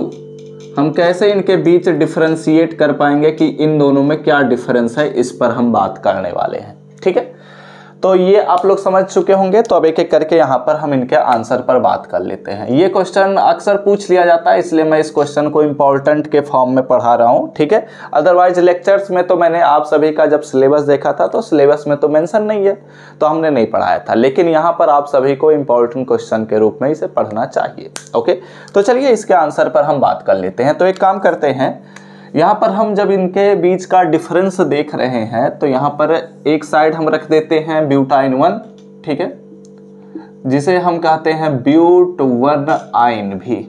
ठीक है, एंड जो ब्यूटाइन 2 होता है उसे हम यह भी कहते हैं ब्यूट 2 आइन। ठीक है, ये मैं दोनों नाम लिख लिया हूं ताकि आप लोगों को आसानी से समझ में आएगा, कोई भी दिक्कत की बात नहीं होगी। तो अगर इसका हम मॉलिक्यूलर फार्मूला लिखते हैं तो मॉलिक्यूलर फार्मूला के हिसाब से 1 पोजीशन पर हमारे पास आयन लगा रहेगा। ठीक है, तो इसलिए यहाँ पर हमारे पास CH3 single bond CH2 single bond C and triple bond हमारे पास हो जाएगा CH। ठीक है, कार्बन 4 बॉन्ड बनाया है, ये भी कार्बन 4 बॉन्ड बनाया है। ठीक है, तो ये हमारे पास 1 ब्यूटाइन हो गया, क्योंकि पहले पोजीशन पर हमारे पास ट्रिपल बॉन्ड है। यहाँ पर हमारे पास क्या होगा, CH3 सिंगल बॉन्ड C, दूसरे पोजीशन पर होना चाहिए ट्रिपल बॉन्ड, तो यहाँ पर हमारे पास आ गया एंड सिंगल बॉन्ड CH3। ठीक है, are you getting my point. तो हमने ये पॉइंट्स को देख लिया। ओके, यहाँ पर भी हमारे पास ये भी 4 बॉन्ड बनाया है, ये भी कार्बन 4 बॉन्ड बनाया है। अब यहाँ पर मेजर डिफरेंस को समझिए। क्या डिफरेंस है कि यहाँ पर हमारे पास जब पहले वाले कार्बन के पास ट्रिपल बॉन्ड बना है, एंड यहाँ पर अगर देखा जाए तो दूसरे, चाहे इधर से हम काउंट करें चाहे इधर से काउंट करें, दूसरे वाले कार्बन से ट्रिपल बॉन्ड बना है, तो इस वाले ट्रिपल बॉन्ड का जो हमारे पास दोनों कार्बन है इनके पास हाइड्रोजन नहीं प्रेजेंट है। जबकि यहां पर अगर बात किया जाए तो इस वाले कार्बन के पास हाइड्रोजन प्रेजेंट है, और ये जो हाइड्रोजन होता है वह इसके एसिडिक नेचर के पीछे का लॉजिक भी होता है। हमारे पास जो ब्यूटाइन 1 होता है वह एसिडिक होता है, जबकि ब्यूटाइन 2 जो होता है वह न्यूट्रल होता है। तो इसके पीछे का रीजन यही हाइड्रोजन है, क्योंकि ये हाइड्रोजन H+ को आसानी से क्या कहते हैं, मतलब ये हाइड्रोजन को डोनेट कर देता है। तो इस प्रकार यह क्या बन जाता है, एसिडिक बन जाता है। तो इस प्रकार यहाँ पर ये हमारे पास तो पहला पॉइंट हो गया, ठीक है, ये हमारे पास क्या हो गया, पहला पॉइंट। अब दूसरे पॉइंट पर अगर बात किया जाए तो ब्यूटाइन 1 जो होता है, ठीक है, ब्यूटाइन 1, या फिर आप लिख भी सकते हैं 1 ब्यूटाइन, ठीक है। ब्यूटाइन 1 कंसिस्ट, ठीक है, कंसिस्ट ए एक्टिव, ठीक है, एक मिनट यहां से लिखते हैं, कंसिस्ट एन एक्टिव हाइड्रोजन, ठीक है। या क्या करता है, एक एक्टिव हाइड्रोजन को रखता है, सो इट इज एसिडिक। तो यह क्या है, यह इस वजह से यह एक एसिडिक होता है। जबकि अगर ब्यूटाइन 2 पर बात करते हैं तो इसमें हमारे पास दूसरा पॉइंट आ रहा है क्या, कि जो हमारे पास ब्यूटाइन 2 होता है, या फिर मैं लिख सकता हूं कि 2 ब्यूटाइन जो होता है, ठीक है, 2 ब्यूटाइन डज नॉट, ठीक है, डज नॉट कंटेन, ठीक है, कंटेन एनी एक्टिव हाइड्रोजन, ठीक है, एक्टिव हाइड्रोजन, ओके। यह क्या करता है, यह किसी भी प्रकार का एक्टिव हाइड्रोजन नहीं कंटेन करता है, सो इट इज न्यूट्रल, ठीक है, so it is neutral, okay. यह क्या होता है, इस वजह से यह न्यूट्रल होता है। तो जब यह न्यूट्रल होता है तब अगर बात किया जाए तो हमारे पास क्या आएगा, तीसरे पॉइंट पर, ठीक है। तीसरे पॉइंट में अगर बात किया जाए तो हमारे पास जो ब्यूटाइन 1 होता है, ये एक अच्छा लिख सकते हैं, जो हमारे पास ब्यूट 1 आयन या 1 ब्यूटाइन या ब्यूटाइन 1 जो होता है, रिएक्ट्स विथ, ठीक है, रिएक्शन करता है विथ एल्कली, ठीक है। यह क्या करता है, एल्कली मेटल के साथ रिएक्शन कर ले जाता है। जबकि अगर यहां पर हम बात करते हैं तीसरा पॉइंट, जो हमारे पास ब्यूट 2 आयन होता है, डज नॉट, ठीक है, डज नॉट और रिएक्ट्स विथ एल्कली। यह क्या करता है, यह एल्कली से रिएक्शन नहीं करता है, ठीक है, okay. Are you getting my point. तो अब यहां पर हम बढ़ते हैं अपने फोर्थ पॉइंट पर, ठीक है। ये सारी चीजें आपको समझ में आ चुकी होंगी। फोर्थ पॉइंट में हमारे पास क्या बात बोली जा रही है, ध्यान दीजिएगा। जो हमारे पास 1 ब्यूटाइन होता है, ठीक है, 1 ब्यूटाइन रिएक्ट्स विथ टॉलेंस, ठीक है, Tollens and Fehling solution, Tollens reagent and Fehling solution, ठीक है। क्या करता है, यह रिएक्शन करता है। जबकि अगर बात किया जाए इसमें फोर्थ पॉइंट, जो हमारे पास 2 ब्यूटाइन होता है, ठीक है, 2 ब्यूटाइन डज नॉट रिएक्ट्स, ठीक है, reacts with Tollens reagent, okay, Tollens reagent and Fehling solution, ठीक है, Fehling solution, okay. Are you getting my point. मैंने क्या कहा कि हमारे पास जो 1 ब्यूटाइन होता है वह टॉलेंस रिएजेंट के साथ रिएक्शन करता है, जबकि फेलिंग सोल्यूशन के साथ रिएक्शन करता भी है, ठीक है। लेकिन जो हमारे पास 2 ब्यूटाइन होता है वह ना तो टॉलेंस रिएजेंट के ही साथ रिएक्शन करता है और ना ही फेलिंग सोल्यूशन के साथ ही रिएक्शन करता है। एग्जाम्पल के तौर पर, मतलब रिएक्शन के तौर पर भी देखा जा सकता है। हमारे पास जो 1 ब्यूटाइन है उसे मैं लिख दे रहा हूँ CH3 single bond CH2 single bond C triple bond CH, ठीक है। इसका हम क्या कर रहे हैं, टॉलेंस रिएजेंट के साथ रिएक्शन करा देते हैं, ठीक है, टॉलेंस रिएजेंट, ठीक है। तो जब हम टॉलेंस रिएजेंट के साथ रिएक्शन कराते हैं तब ऐसा देखा जाता है कि यहाँ से हाइड्रोजन रिप्लेस हो जाएगा, तो ये CH3 CH2 single bond C triple bond C and carbon पर माइनस चार्ज आ जाता है और टॉलेंस रिएजेंट में हमारे पास Ag+ होता है, तो इसलिए सिल्वर प्रेसिपिटेट दे देता है, ठीक है। जबकि अगर यहाँ पर बात करते हैं फैलिंग सोल्यूशन भी ऐसा ही होगा, यहाँ पर फैलिंग सोल्यूशन लिख दीजिएगा और यहाँ पर Cu+ लगा दीजिएगा, आप लोग जानते ही हैं। एंड यहाँ पर अगर बात किया जाए तो यहाँ पर कोई भी रिएक्शन नहीं होता, तो 2-ब्यूटान लिख देते हैं पहले हम, CH3 single bond C, triple bond C, single bond CH3। And इसका हम जब टॉलरेंस रिएजेंट, ठीक है, टॉलरेंस रिएजेंट या फिर फैलिंग सोल्यूशन के साथ रिएक्शन कराते हैं तो यह कोई भी प्रोडक्ट नहीं देता है, ठीक है, यानी कि इससे यह रिएक्शन ही नहीं कर रहा है। ओके, तो ये हमारे पास मेन डिफरेंसेस हुए। आप लोग क्या करिए, इतनी चीजों का स्क्रीनशॉट ले लीजिए, उसके बाद हम अगले, तो अब चलिए बात करते हैं अपने अगले क्वेश्चन पर, ठीक है। हमने अभी तीसरे क्वेश्चन का पहला पोर्शन केवल डिस्कस किया है, तीसरे क्वेश्चन के बी पोर्शन पर अब हम बात करेंगे, ठीक है, जो मैं ऑलरेडी आप सभी को इंपॉर्टेंट क्वेश्चन प्रोवाइड किया था second unit and third unit के, उसी के ही अकॉर्डिंग मैं चल रहा हूं। अदरवाइज अगर मैं बदलूंगा तो आप लोग बहुत ज़्यादा परेशान हो जाते हैं, मैं देखता हूं, इसलिए मैं उसी के ही अकॉर्डिंग चलूंगा ताकि आप लोगों को कोई परेशान होने की बात ना हो, ठीक है। तो यहाँ पर हमारे पास यह क्वेश्चन बन रहा है कि राइट, ठीक है, राइट, ठीक है, राइट शॉर्ट नोट्स, ठीक है, राइट शॉर्ट नोट्स ऑन एपॉक्सीडेशन, ठीक है, एपॉक्सी ऑन एपॉक्सीडेशन, ठीक है। हम यहाँ पर क्या बात करने वाले हैं कि एपॉक्सीडेशन क्या होता है, इस पर हमें शॉर्ट नोट्स को लिखना है, ठीक है। तो पूरे प्रोसेस को हम समझेंगे, रिएक्शन भी समझेंगे कि एपॉक्सीडेशन क्या होता है, क्यों होता है, इन सभी चीज़ों पर हम बात करेंगे। तो चलिए इसके आंसर पर हम बात करना शुरू करते हैं। तो अब चलिए अगले एक और प्रॉपर्टी पर बात करते हैं। यह प्रॉपर्टी हमारा छोटा है, लेकिन इसके बाद का जो हमारे पास प्रॉपर्टी आएगा वो काफ़ी बड़ा है, तो हम थोड़ा तेज़ी से इसको लेकर चलने वाले हैं। एडिशन ऑफ O2, या फिर ऐसे ना कहते हुए ऑक्सीजन लिख दीजिए, ठीक है। यानी कि हम क्या करने वाले हैं, इस बार हम रिएक्शन देखने वाले हैं कि अगर हमारा जो एल्कीन है वो ऑक्सीजन से रिएक्शन करता है तो कैसा प्रोडक्ट फॉर्म करता है, इस पर अब हमें बात करना है। तो बेसिकली अगर हम ऑक्सीजन से रिएक्शन पर बात कर रहे हैं, यानी कि अगर हम एल्कीन को ऐसे खुले एरिया में रख देते हैं तो वो ऑक्सीजन से रिएक्शन तो करना शुरू कर देना चाहिए। यही तो बात हुई कि अगर हमारे पास जो एल्कीन है वो ऑक्सीजन से रिएक्शन करता है तो उससे अगर हम ऐसे खुले में छोड़ दें तो ऑक्सीजन तो प्रेजेंट हमारे वायुमंडल में, तो रिएक्शन करना शुरू हो जाना चाहिए।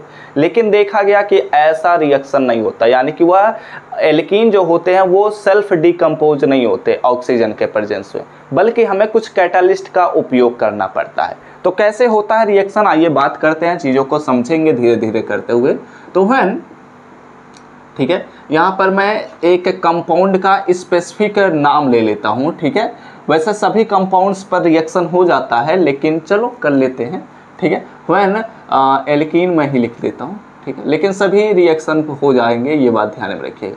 व्हेन एल्कीन रिएक्ट्स विथ, ठीक है, रिएक्ट्स विथ, क्या करते हैं, रिएक्शन कराते हैं किससे, ऑक्सीजन से, ठीक है, ऑक्सीजन से रिएक्शन करा रहे हैं। किसके प्रेजेंस में यह रिएक्शन होगा, इन द प्रेजेंस ऑफ, ठीक है, in the presence of Ag। क्या होता है, यह Ag के प्रेजेंस में रिएक्शन होता है, यानी कि सिल्वर अगर प्रेजेंट है, हमने जो एल्कीन लिया है उसमें हमने जब सिल्वर के फॉयल को डाला है तभी वह रिएक्शन स्टार्ट होगा। और साथ ही साथ ऐसे ही सिल्वर के हम फॉयल को एल्कीन में डाल देंगे तो रिएक्शन स्टार्ट नहीं हो जाएगा, बल्कि साथ ही साथ हमें यह भी करना पड़ता है एट द टेम्परेचर, ठीक है, एट 200 से 300 डिग्री सेंटीग्रेड पर हमें गर्म करना पड़ता है, ठीक है। तब यह क्या करता है, इट गिव्स, तब यह क्या करता है, इट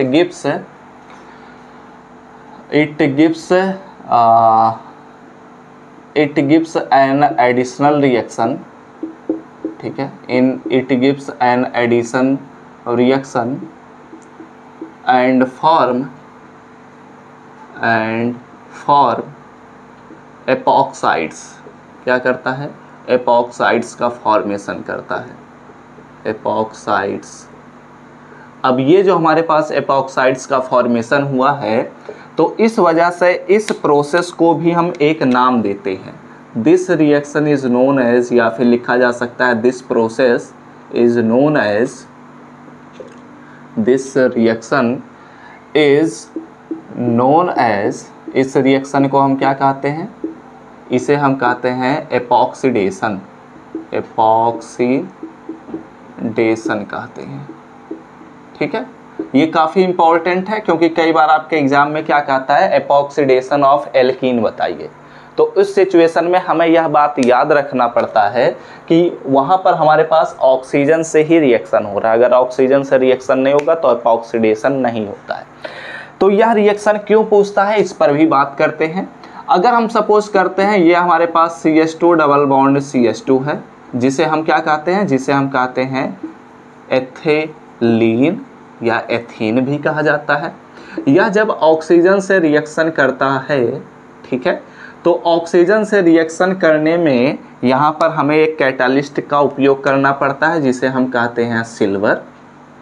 और यह सिल्वर प्रेजेंट होने पर ही रिएक्शन नहीं होता, बल्कि हमें 200 से 300 डिग्री सेंटीग्रेड पर अपने टेम्परेचर को ले जाना पड़ता है। और साथ ही साथ यहाँ पर यह भी ध्यान में रखिएगा कि जो हमारे पास O2 है, यह ऑक्सीजन कभी भी एक एटम के रूप में नहीं प्रेजेंट होता। ध्यान रखिएगा, समझने का प्रयास करिएगा। अगर हम नेचर की बात करते हैं तो नेचर में जो हम ऑक्सीजन कहते हैं तो वो ऑक्सीजन बेसिकली हमारे पास O2 होता है।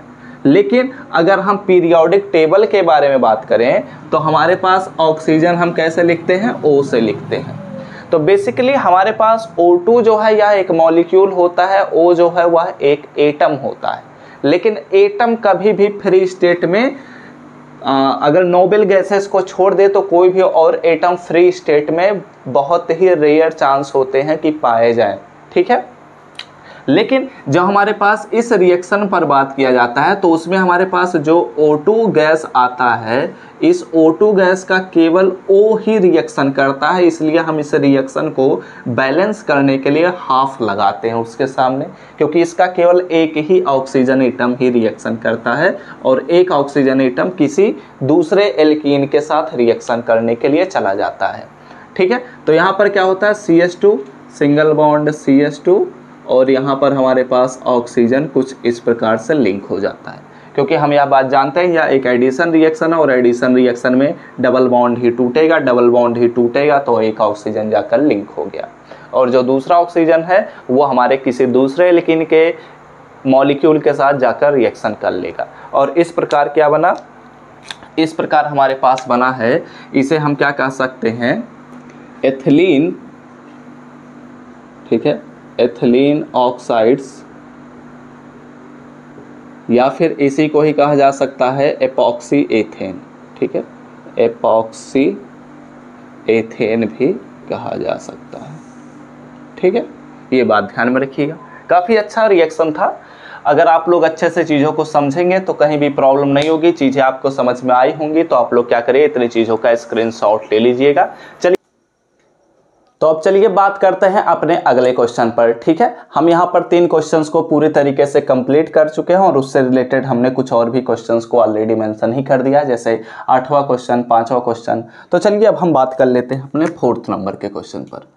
ठीक है, तो 4th नंबर में भी 2 क्वेश्चन मेंशन मैंने किया है। तो पहले क्वेश्चन पर बात कर लेते हैं कि जो हमारे पास हाइड्रोजन एटम्स होते हैं, ठीक है, हाइड्रोजन एटम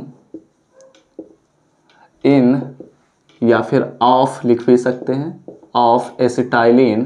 ठीक है, acetylene are more acidic, are acidic. ठीक है, ऐसे लिख लेते हैं, आर एसिडिक, एक्सप्लेन व्हाई। ठीक है, या फिर ऐसे लिख दीजिए व्हाई। ठीक है, इसके पीछे का क्या रीजन है इसके बारे में आपको बताना है। ठीक है, क्वेश्चन समझ में आ चुका है कि हमारे पास जो एसिटाइलिन का जो हाइड्रोजन एटम होता है वो अधिक एसिडिक होता है, इसके पीछे का क्या रीजन है। तो चलिए इसके आंसर पर हम बात कर लेते हैं, आप लोगों को सारी चीजें मैं समझाता चलता हूं। देखो, अगर एसिटाइलिन पर बात करते हैं तो हमारे पास होता है CH ट्रिपल बॉन्ड CH, तो इसे हम ऐसे भी लिख सकते हैं CH ट्रिपल बॉन्ड CH। ठीक है, ऐसे हम लिख सकते हैं सिंपली, आप लोग जानते ही हैं। तो अब अगर यहाँ पर ध्यान दिया जाए, समझना इस बात को, इस कार्बन के पास एक सिग्मा बॉन्ड, एक पाई बॉन्ड, दूसरा सिग्मा बॉन्ड, दूसरा पाई बॉन्ड, यानी कि एक कार्बन के पास जब वह ट्रिपल बॉन्ड से जुड़ा होता है तो 2 सिग्मा बॉन्ड है। तो 2 सिग्मा बॉन्ड होने की वजह से इसके पास कितना हाइब्रिडाइजेशन होगा, sp हाइब्रिडाइजेशन होगा। इसमें भी सिमिलरली यहाँ पर भी वही कॉन्सेप्ट होगा, 2 सिग्मा बॉन्ड उपयोग हो रहा है तो इसलिए इसमें भी sp हाइब्रिडाइजेशन उपयोग हुआ है। ठीक है, अगर यहीं पर ही डबल बॉन्ड होता तो sp2 हाइब्रिडाइजेशन होता। ठीक है, अगर यहीं पर ही हमारे पास सिंगल बॉन्ड होता तो sp3 हाइब्रिडाइजेशन होता। तो जब हमारे पास sp हाइब्रिडाइजेशन होता है तो इस सिचुएशन में जो हमारे पास s कैरेक्टर होता है, ठीक है, s कैरेक्टर जो होता है वो हमारे पास होता है 50%।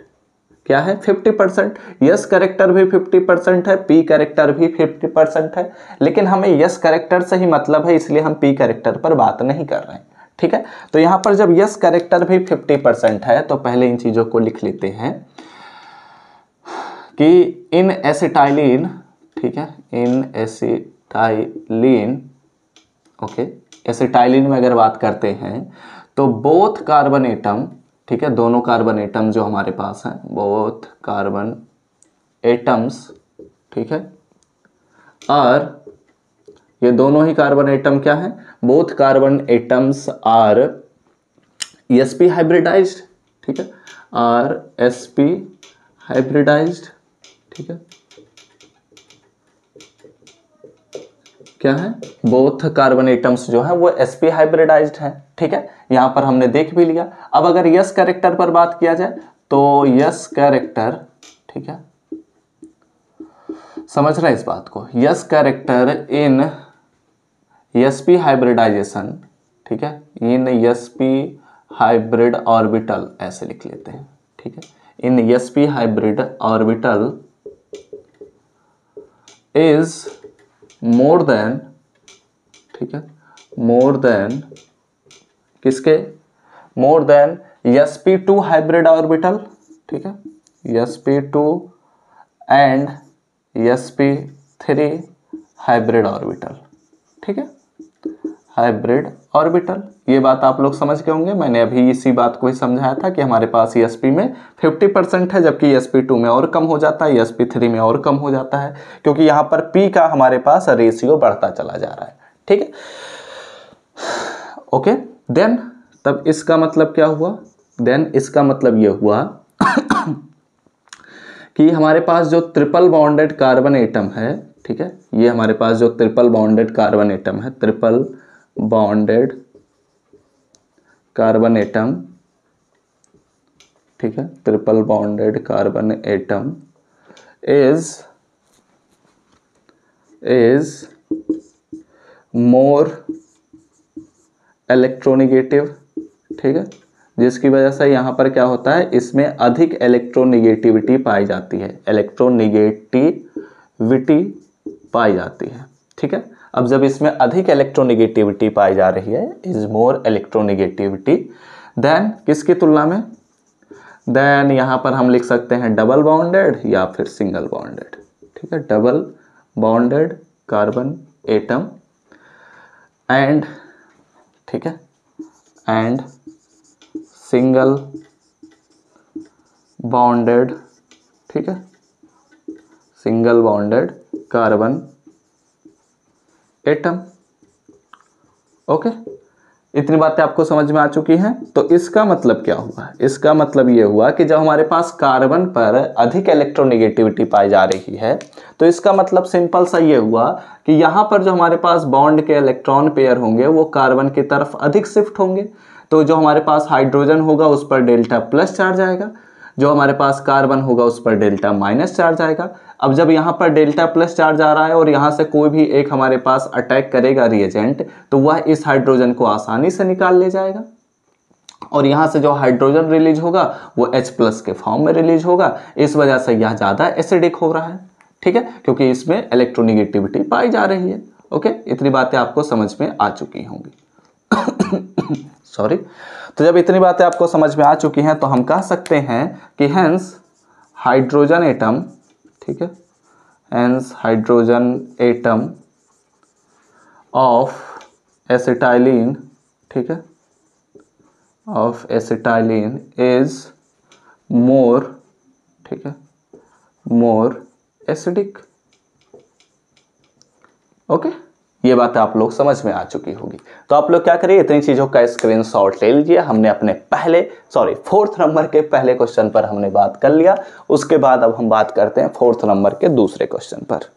तो अब चलिए बात करते हैं अपने अगले क्वेश्चन पर, यानी कि फोर्थ नंबर के ही क्वेश्चन में हमारे पास जो बी पोर्शन है उस पर बात कर लेते हैं। ठीक है, हमने अभी समझ लिया कि एसिटाइलिन में जो हाइड्रोजन एटम होता है वह क्यों एसिडिक होता है। तो अब यहाँ पर बी पोर्शन में हम बात कर लेते हैं प्रेडिक्ट, ठीक है, प्रेडिक्ट द प्रोडक्ट, ठीक है, product of the following reaction, ठीक है, फॉलोइंग रिएक्शन। हमारे पास नीचे लिखा हुआ जो रिएक्शन है इसके हम क्या करने वाले हैं, प्रोडक्ट पर बात करना है। ठीक है, तो रिएक्शन में क्या कहता है, या तो हमारे पास R दे दिया जाता है एंड यहाँ पर CH डबल बॉन्ड CH2 दिया जाता है। ठीक है, एंड इसका हम क्या करते हैं, H2SO4 के साथ रिएक्शन कराते हैं। ठीक है, H2SO4 के साथ हम रिएक्शन कराते हैं।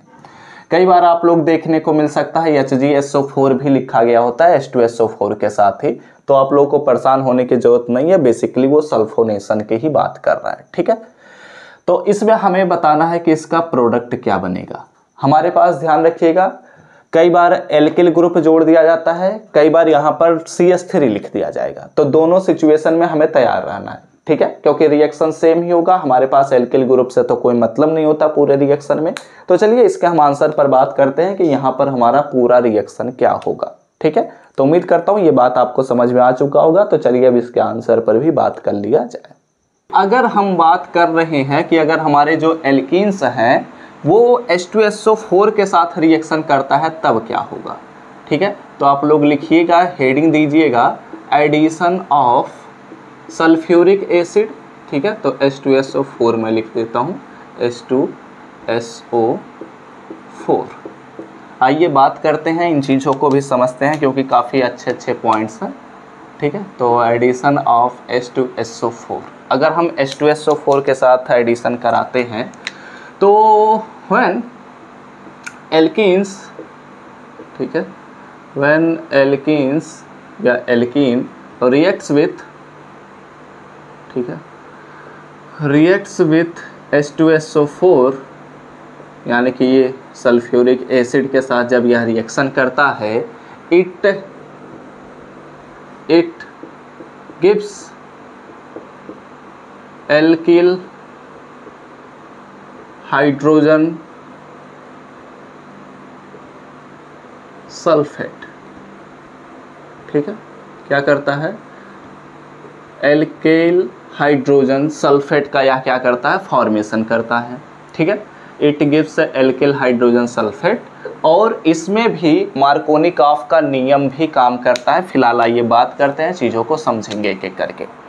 होता कुछ ऐसा है कि अगर हम एल्कीन को लेते हैं, चलिए हम सिंपल सा एल्कीन ले लेते हैं CH2 डबल बॉन्ड CH2।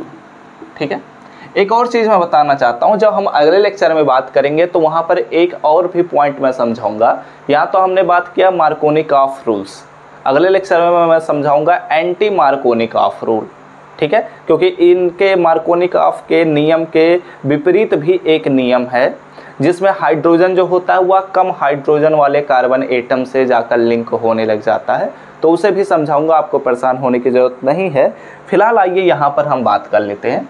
तो अगर ये हमारे पास एक एल्कीन हमने ले लिया, इसका हमने क्या किया, H2SO4 के साथ रिएक्शन कराया, तो बेसिकली इसे हमें गर्म करना पड़ता है, तब जाकर यह रिएक्शन स्टार्ट होता है। ठीक है, हो सकता है आप लोग प्रैक्टिकल लैब में इन चीज़ों का प्रैक्टिकल भी करें, क्योंकि हम लोग तो ऐसा किए भी थे। तो यहाँ पर अगर बात किया जाए तो जो हमारे पास H2SO4 होता है, ठीक है, हमारे पास जो H2SO4 होता है वह क्या होता है, H plus and HSO4 minus में टूट जाता है।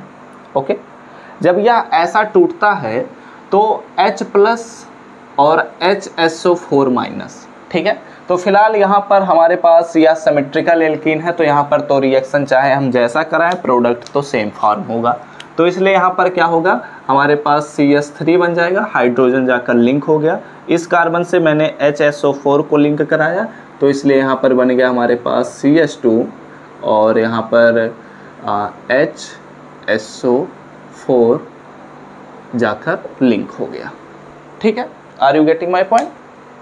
तो इस प्रकार यहाँ पर कौन सा प्रोडक्ट हमारे पास फॉर्म हुआ है, यहाँ पर हमारे पास प्रोडक्ट फॉर्म हुआ है, इसे हम कहेंगे, 2 कार्बन है तो ये हमारे पास बना है, इसे भी नाम लिख लेते हैं।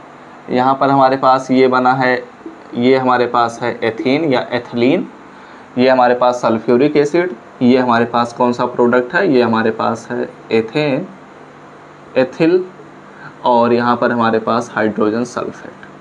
ठीक है, हाइड्रोजन सल्फेट। ओके, अब यहाँ पर एक और पॉइंट को समझिए। यहाँ पर अगर हम अनसिमेट्रिकल एल्कीन लेते हैं तब क्या होगा, जैसे कि अगर मैंने ले लिया CH3 bond CH double bond CH2। ठीक है, तो यहाँ पर H2SO4 से जब इसका रिएक्शन कराया जाएगा तो जो माइनस पोर्शन है, यानी कि जो निगेटिव पोर्शन होगा, जिसे हम HSO4 माइनस कहेंगे, वो उस कार्बन के पास जाकर लिंक होता है जहाँ पर हाइड्रोजन की संख्या कम होती है, अकॉर्डिंग टू मार्कोनी-कॉफ्स रूल। ठीक है, तो हाइड्रोजन की संख्या कहाँ कम है, तो दूसरे नंबर वाले कार्बन के पास, और पहले वाले नंबर के कार्बन के पास क्या है, हाइड्रोजन की संख्या अधिक है, तो यहाँ पर हाइड्रोजन जाकर लिंक होगा और यहाँ पर HSO4 माइनस लिंक होगा। तो इसलिए यहाँ पर CH3 बॉन्ड CH एंड यहाँ पर हमारे पास HSO4 लिंक हुआ बॉन्ड, यहाँ पर हमारे पास बनेगा CH3। ठीक है, इसका दूसरा नाम लिख लेते हैं, आइसोप्रोपिल। ठीक है, आइसोप्रोपिल हाइड्रोजन सल्फेट लिख लेते हैं। ठीक है, क्योंकि ये नाम याद रखना आसान होगा, जबकि IPSC नेम के अकॉर्डिंग हम थोड़ा डिफ़िकल्ट कर देंगे इस चीज़ को, तो आइसोप्रोपिल सल्फेट हो जाएगा। ठीक है, तो चीज़ें आपको समझ में आई, कहीं भी प्रॉब्लम नहीं होनी चाहिए, सभी चीज़ें आसान थी। आप चाहें तो यहाँ पर लिख भी दीजिएगा कि अकॉर्डिंग टू मार्कोनी-कॉफ्स रूल। ठीक है, और यहाँ पर नाम बिल्कुल लिखिएगा, इसका नाम प्रोपिल है, ये हमारे पास H2SO4 है।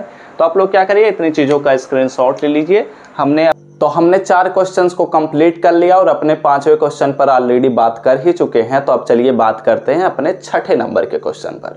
ठीक है, तो 6 नंबर के क्वेश्चन में हमारे पास 2 क्वेश्चन हैं, आप सभी बच्चों को पता ही है। ठीक है, तो पहले वाले पर बात करते हैं, हाउ विल यू कन्वर्ट, ठीक है, कन्वर्ट द फॉलोइंग रिएक्शन। ठीक है, फॉलोइंग और रिएक्शन। ओके, हमारे पास एक रिएक्शन दिया गया है, क्या दिया गया है रिएक्शन में, रिएक्शन में हमारे पास दिया गया है एसिटाइलिन। ठीक है, तो CH ट्रिपल बॉन्ड CH को हम किस रिएजेंट से अटैक कराएंगे या फिर रिएक्शन कराएंगे कि यह जो हमारे पास रिएक्टेंट है वो कन्वर्ट हो जाए किसमें, CH2 single bond CH and हमारे पास Cl2। ठीक है, कार्बन कितना बॉन्ड बनाया है, 1 2 और 2 4। ठीक है, तो इस प्रकार से जब यह कन्वर्ट हो जाए, 1 मिनट, यहाँ पर CH2 नहीं बल्कि यहाँ पर CH3 रहेगा। ठीक है, क्योंकि यहाँ पर कार्बन 4 बॉन्ड अब बना लिया। ओके, तो हमें बात करना है कि हम एसिटाइलिन पर किस चीज़ का अटैक कराएं कि ये हमारे पास प्रोडक्ट बन जाए।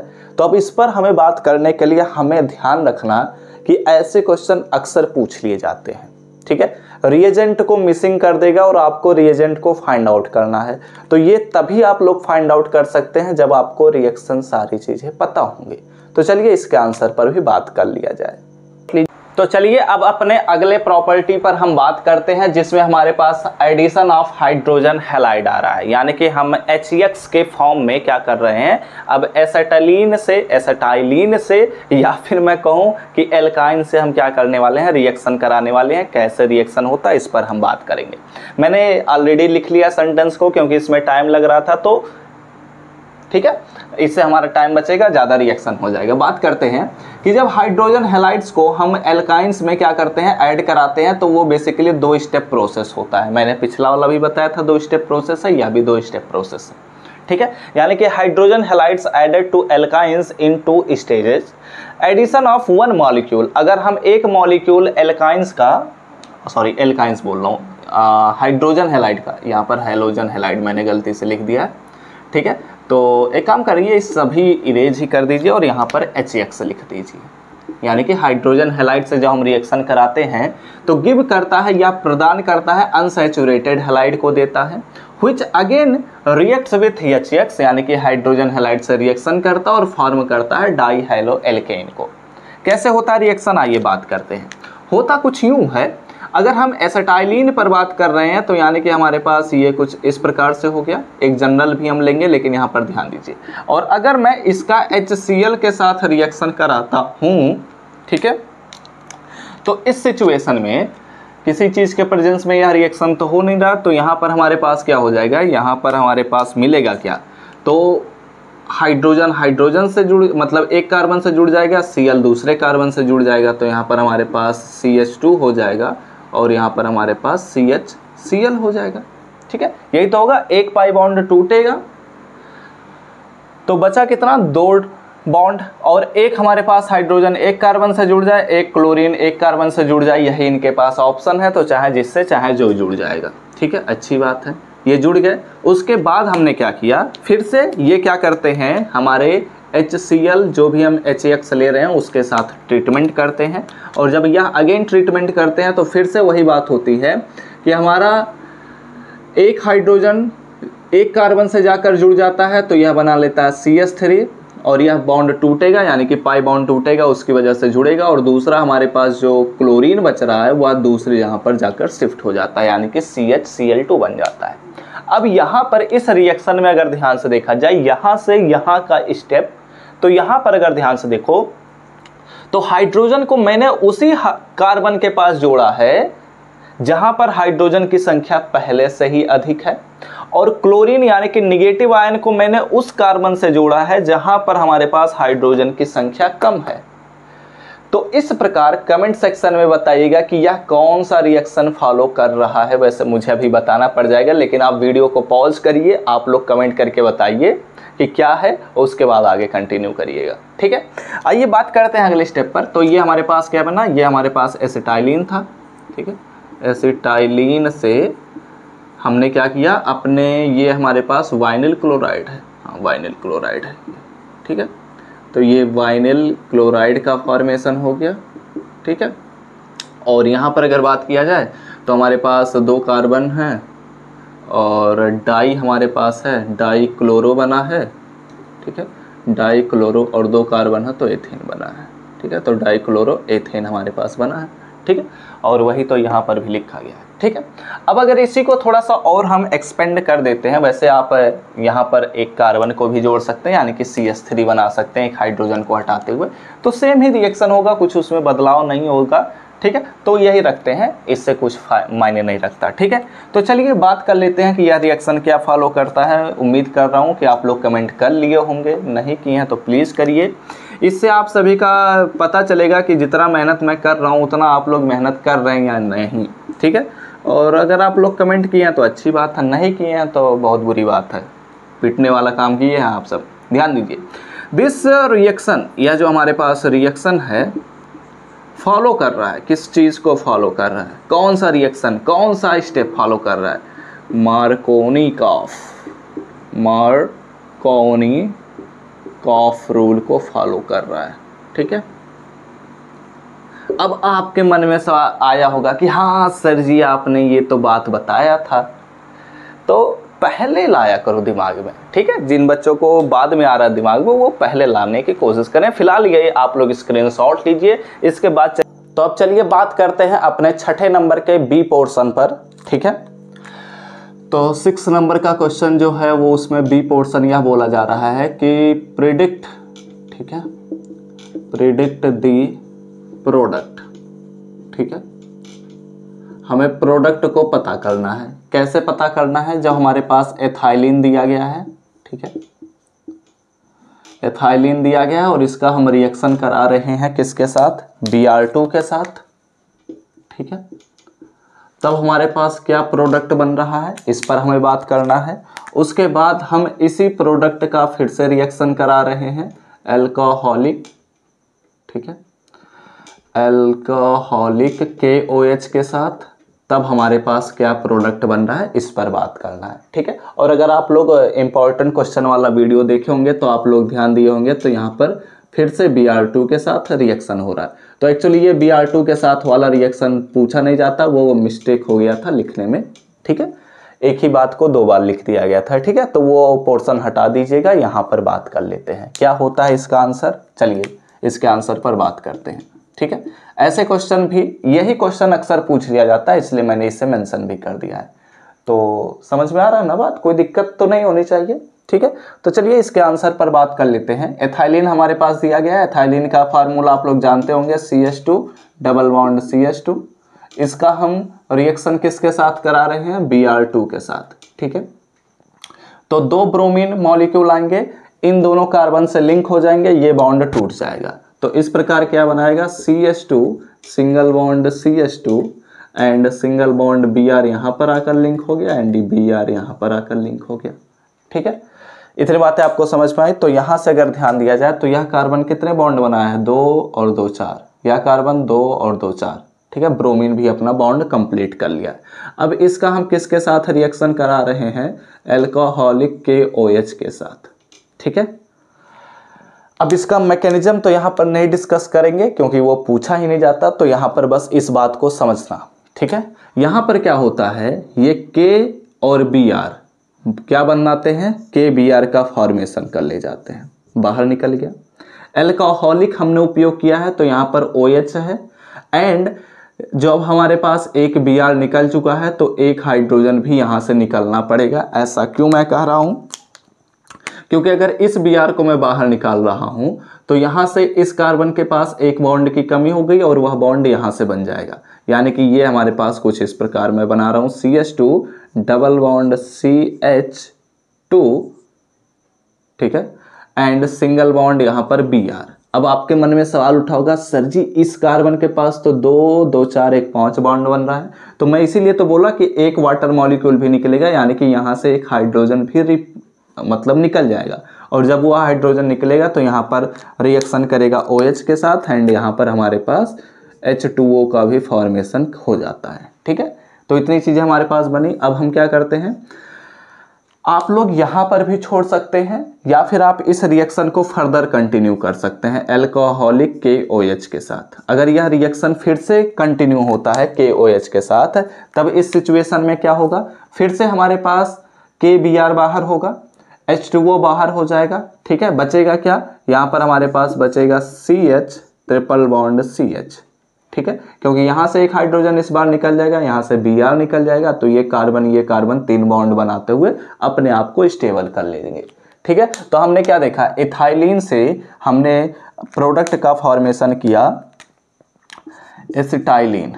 ठीक है, okay, are you getting my point. तो ये हमने चीज़ों को बनाया। ठीक है, तो आप लोग क्या करिए, इतनी चीज़ों का स्क्रीनशॉट ले लीजिए। हमने अपने 6 क्वेश्चन पर भी बात कर लिया। चलिए, तो अब चलिए बात करते हैं अपने 7वें नंबर के क्वेश्चन पर। ठीक है, तो 7वें नंबर के क्वेश्चन में क्या बात बोली जा रही है कि राइट शॉर्ट नोट्स। ठीक है, right short notes on the following. ठीक है, नीचे दिए हुए पॉइंट्स पर हमें क्या करना है, शॉर्ट नोट्स लिखना है। तो सबसे पहला पॉइंट क्या है, हमारे पास है ओजोनोलिसिस। ठीक है, ओजोनोलिसिस हमारे पास पहला पॉइंट दिया गया है। दूसरा पॉइंट हमारे पास है हाइड्रोबोरेशन। ठीक है, हाइड्रोबोरेशन। ओके, तो हमें इन 2 पॉइंट्स पर क्या करना है, शॉर्ट नोट्स लिखना है। ठीक है, तो हम ऑलरेडी अपने ओजोनोलिसिस को पहले ही क्वेश्चन में डिस्कस कर लिए हैं, तो इसे हम फिर से डिस्कस नहीं करेंगे, कोई मतलब नहीं बन रहा है। ठीक है, उसके बाद हमारे पास हाइड्रोबोरेशन आ रहा है। तो चलिए हम बात करते हैं कि हाइड्रोबोरेशन क्या होता है, इसमें पूरा रिएक्शन किस प्रकार से होता है। तो चलिए इस पर भी हम बात कर लेते हैं। ठीक है, एग्जाम के पॉइंट ऑफ व्यू से है। ठीक है, इसे हम कहते हैं बोरोनेशन, क्या कहते हैं, हाइड्रोबोरोनेशन इसे हम कहते हैं। या फिर इसी ही रिएक्शन को हम यह भी कह सकते हैं कि यह हमारे पास है हाइड्रोबोरेशन। ठीक है, क्या कहा जा सकता है, हाइड्रोबोरेशन भी कहा जा सकता है। या फिर इसी रिएक्शन को यह भी कहा जा सकता है कि यह हाइड्रोबोरेशन ऑक्सीडेशन है। ठीक है, हाइड्रोबोरेशन ऑक्सीडेशन है, ये बात ध्यान में रखिएगा। इतने नामों से यह क्वेश्चन पूछा जा सकता है।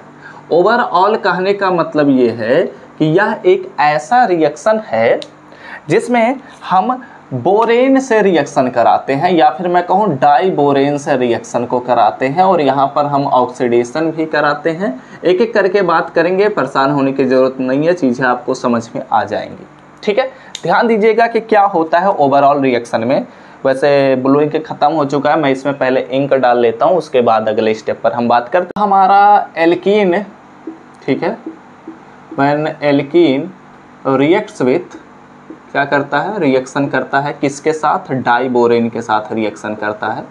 ठीक है, डाइबोरेन, ओके, डाइबोरेन के साथ रिएक्शन करता है। डाइबोरेन का अगर फार्मूला पर बात किया जाए तो हमारे पास होता है B2H6। तो जब B2H6 के साथ हमारा एल्कीन रिएक्शन करता है तो यह रिएक्शन नॉर्मली नहीं होता, हम इसमें कुछ चीज़ों का उपयोग करते हैं।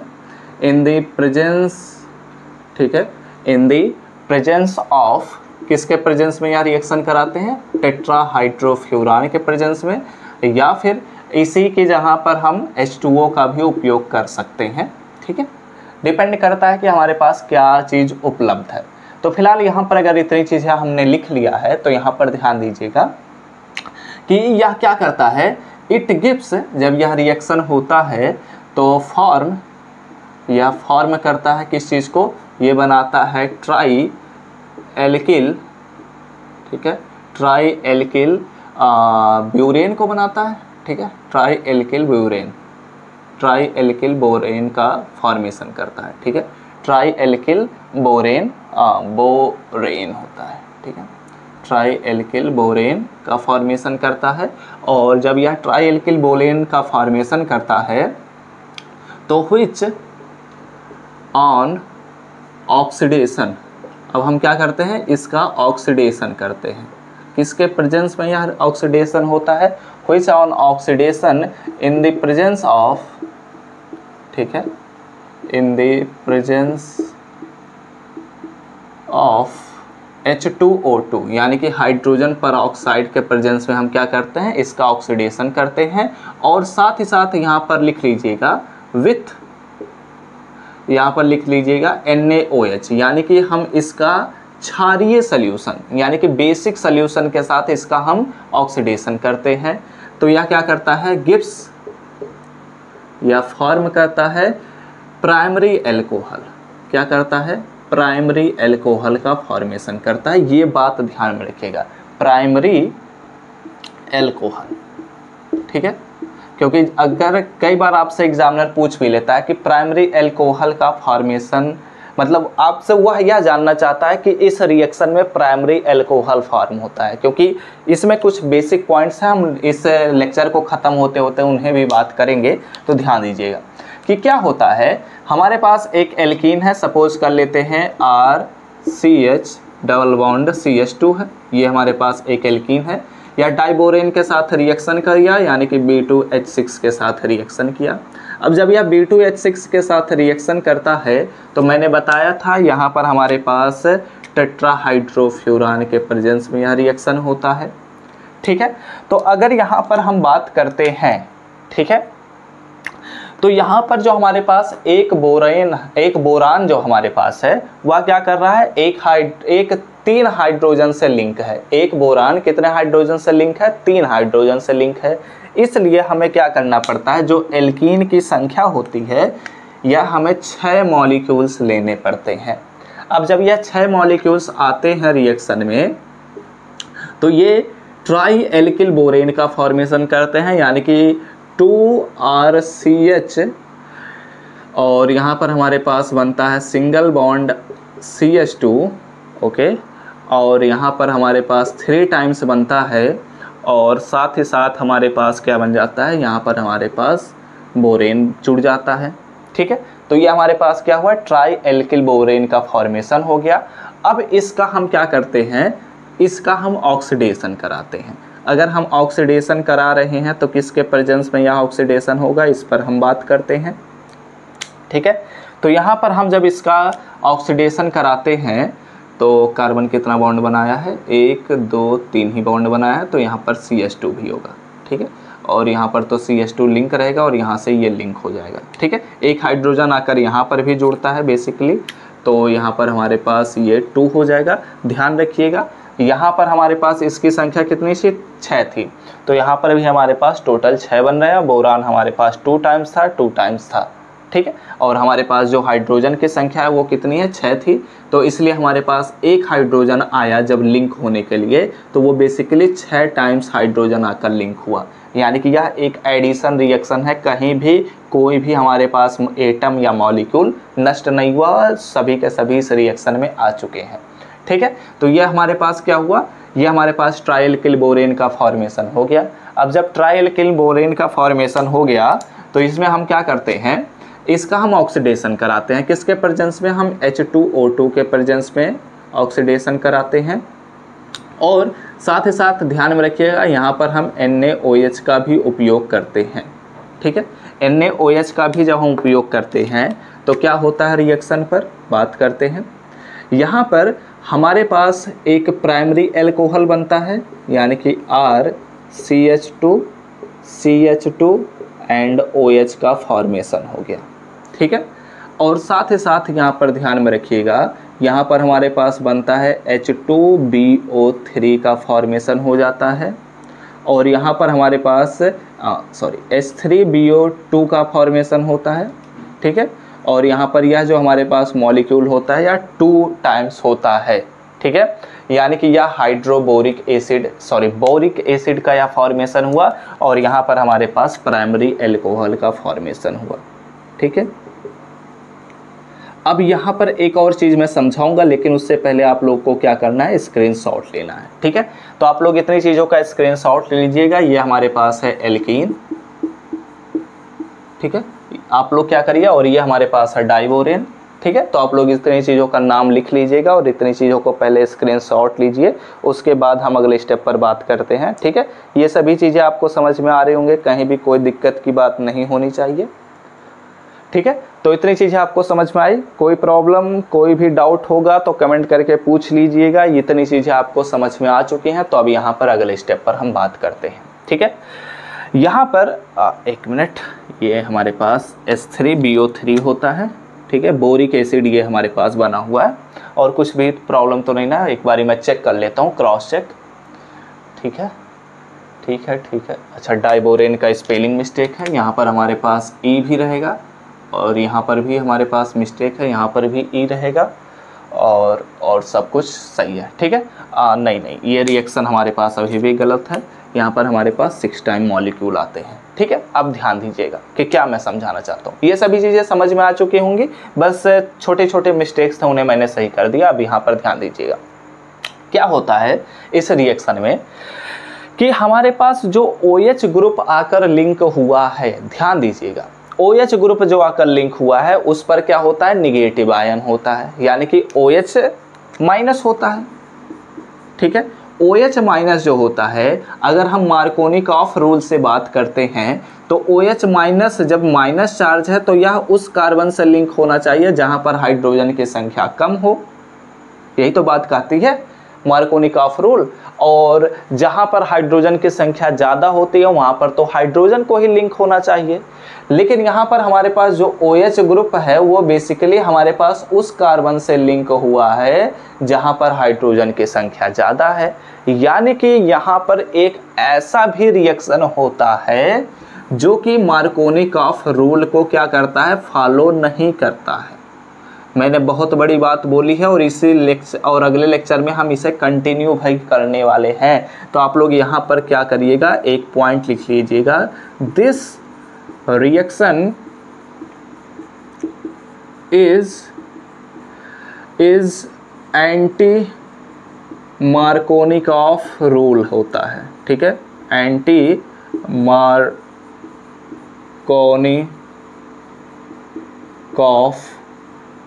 रूल होता है, ठीक है। या फिर कहा जा सकता है दिस रिएक्शन इज सेटिस्फाई, ठीक है, सेटिस्फाई, या फिर फॉलो भी कहा जा सकता है, दिस रिएक्शन इज फॉलो, ठीक है, this reaction is follow anti Markovnikov rule. अब सवाल उठता है कि एंटी मार्कोनिकॉफ रूल क्या होता है, तो इसे हम अगले लेक्चर में कंटिन्यू करने वाले हैं, ठीक है, और वहां पर इन चीज़ों को और भी डिटेल से समझने वाले हैं। बस यहाँ पर ध्यान रखना कि मार्कोनिकॉफ रूल क्या होता है और एंटी मार्कोनिकॉफ रूल क्या होता है, ठीक है। तो इतनी चीज़ें अगर आपको समझ में आ चुकी हैं तो स्क्रीनशॉट फटाफट से ले लीजिए। तो अब चलिए बात करते हैं अपने लास्ट क्वेश्चन पर, ठीक है। हम ऑलरेडी आप सभी को 7 क्वेश्चन डिस्कस कर चुके हैं और 8वां क्वेश्चन ऑलरेडी हम पहले ही क्वेश्चन में बता चुके थे। तो अब बढ़ते हैं 9वें क्वेश्चन पर।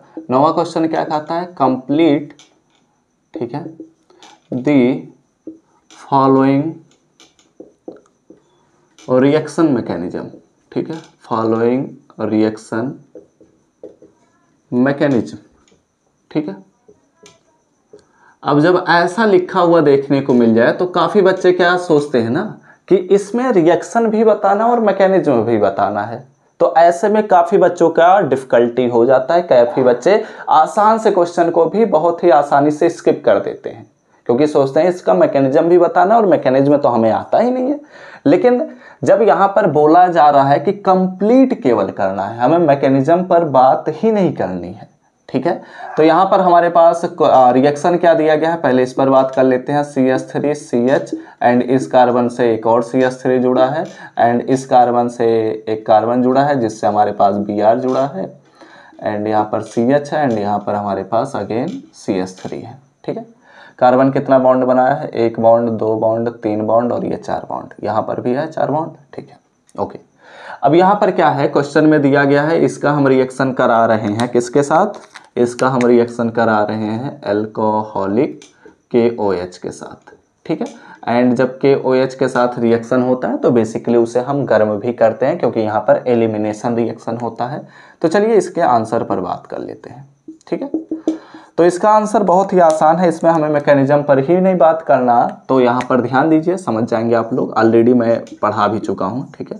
CH3 single bond CH single bond CH3 single bond CH single bond Br, ठीक है, and single bond CH3, okay. अब यहाँ पर हम जब इसका अटैक करा रहे हैं किसके साथ, इसका हम अटैक करा रहे हैं अल्कोहलिक KOH के साथ एंड इसको हम क्या कर रहे हैं, हीट दे रहे हैं, ठीक है।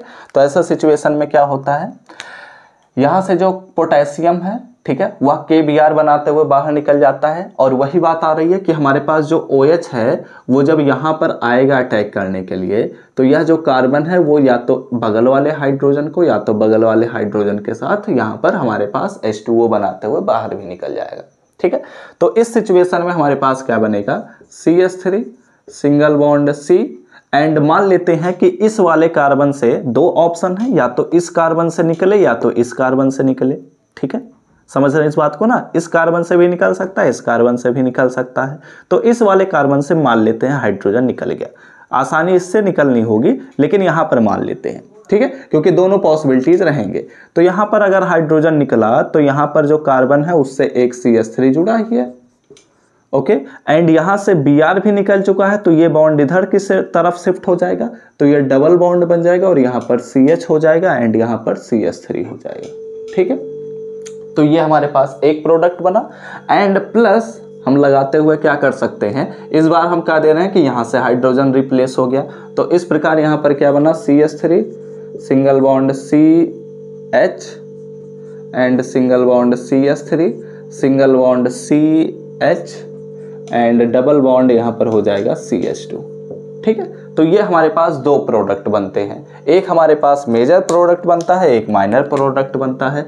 और इसमें हमारे पास ध्यान रखिएगा मैकेनिज्म पर बात ही नहीं करना तो कोई दिक्कत की बात ही नहीं है, ठीक है। इसमें अगर मैकेनिज्म होता है तो हमें इसी में ही जो मार्कोनिकॉफ रूल है उसी के अकॉर्डिंग ही हमें चीज़ों पर बात करना पड़ता, ठीक है। वो बात अलग है कि हमारे पास डबल बॉन्ड या ट्रिपल बॉन्ड देखने को नहीं मिल रहा है लेकिन हम उसी प्रोसेस से ही इस चीज़ पर हम बात करते। ठीक है, तो मैकेनिज्म पूछा नहीं गया तो क्या ज़रूरत है डिस्कस करने के लिए। मतलब ये क्वेश्चन शॉर्ट आंसर या वेरी शॉर्ट आंसर में पूछा जाएगा, वो भी शॉर्ट आंसर में भी नहीं आने के चांसेस हैं, वेरी शॉर्ट आंसर में ही आएगा। ठीक है, तो आप लोग क्या करिए, इतनी चीज़ों का स्क्रीनशॉट ले लीजिए फटाफट से। एंड स्क्रीनशॉट आपका हो चुका है, तो हम लोगों ने ऑलरेडी आप सभी को यूनिट फर्स्ट के सभी इंपॉर्टेंट क्वेश्चंस के बारे में बता ही दिया हूं मैं।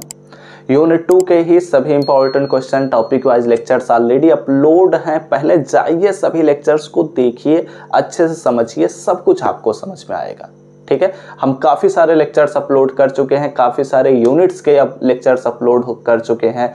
Paper 1 and paper 2 both papers के लिए हम लेक्चर्स अपलोड किए हैं, तो उन सभी लेक्चर को देखिए, सीखिए, समझिए। आपके पास अगर समय है तो अच्छे से उन सभी चीज़ों को पढ़ लीजिए, आपकी तैयारी मैं कह रहा हूँ कि गारंटी के साथ कंप्लीट हो जाएगी। ठीक है, एंड अगर अपने प्रिपरेशन को हायर लेवल पर लेकर जाना है तो आप हमारे पेड नोट्स को भी परचेज कर सकते हैं। डिस्क्रिप्शन बॉक्स में हमारा व्हाट्सएप नंबर मिल जाएगा, वहां पर आप मैसेज करेंगे तो हमारी टीम आपसे कांटेक्ट करेगी और आपको वहां पर सारी चीज़ों का इन्फॉर्मेशन प्रोवाइड कर दिया जाएगा। तो उम्मीद करता हूँ लेक्चर समझ में आया होगा। अगर वीडियो अच्छा लगा हो तो जरूर लाइक करिएगा, साथ ही साथ कमेंट करके जरूर बताइएगा कि आप सभी को लेक्चर समझ में आया है या नहीं, और भी कौन से यूनिट्स के इंपॉर्टेंट क्वेश्चंस प्रोवाइड किए जाएं ये भी कमेंट करके जरूर बताइएगा, अपने दोस्तों के साथ जरूर शेयर करिएगा। और इस चैनल पर पहली बार आए होंगे तो जरूर नीचे दिए हुए रेड बटन पर क्लिक करके सब्सक्राइब कर लीजिए, साथ ही बेल आइकन को ऑल पर सेलेक्ट कर लीजिए, जिससे हम आप सभी की तैयारी को सबसे बेहतर बना सकें। तो हम सब मिलते हैं अपने नेक्स्ट लेक्चर में, तब तक पढ़ते रहिए, संघर्ष करते रहिए और सफल होते रहिए। आप सभी बच्चों को पता है कि हम आप सभी के तैयारी को बेहतर बनाने के लिए रेगुलर बेसिस पर क्लासेस को प्रोवाइड करते हैं, लेकिन अब आप सभी को अपने एग्जाम के पॉइंट ऑफ व्यू से तैयारी कराने के लिए आप सभी के लिए पेड पीडीएफ यानी कि पेड नोट्स को लॉन्च कर दिया गया है। अगर आप उन्हें परचेज करना चाहते हैं तो नीचे दिए हुए व्हाट्सएप नंबर पर जाइए और मैसेज करिए, वहां पर आपको सारे इंफॉर्मेशन को प्रोवाइड कर दिया जाएगा, आप लोग वहां से परचेज कर सकते हैं।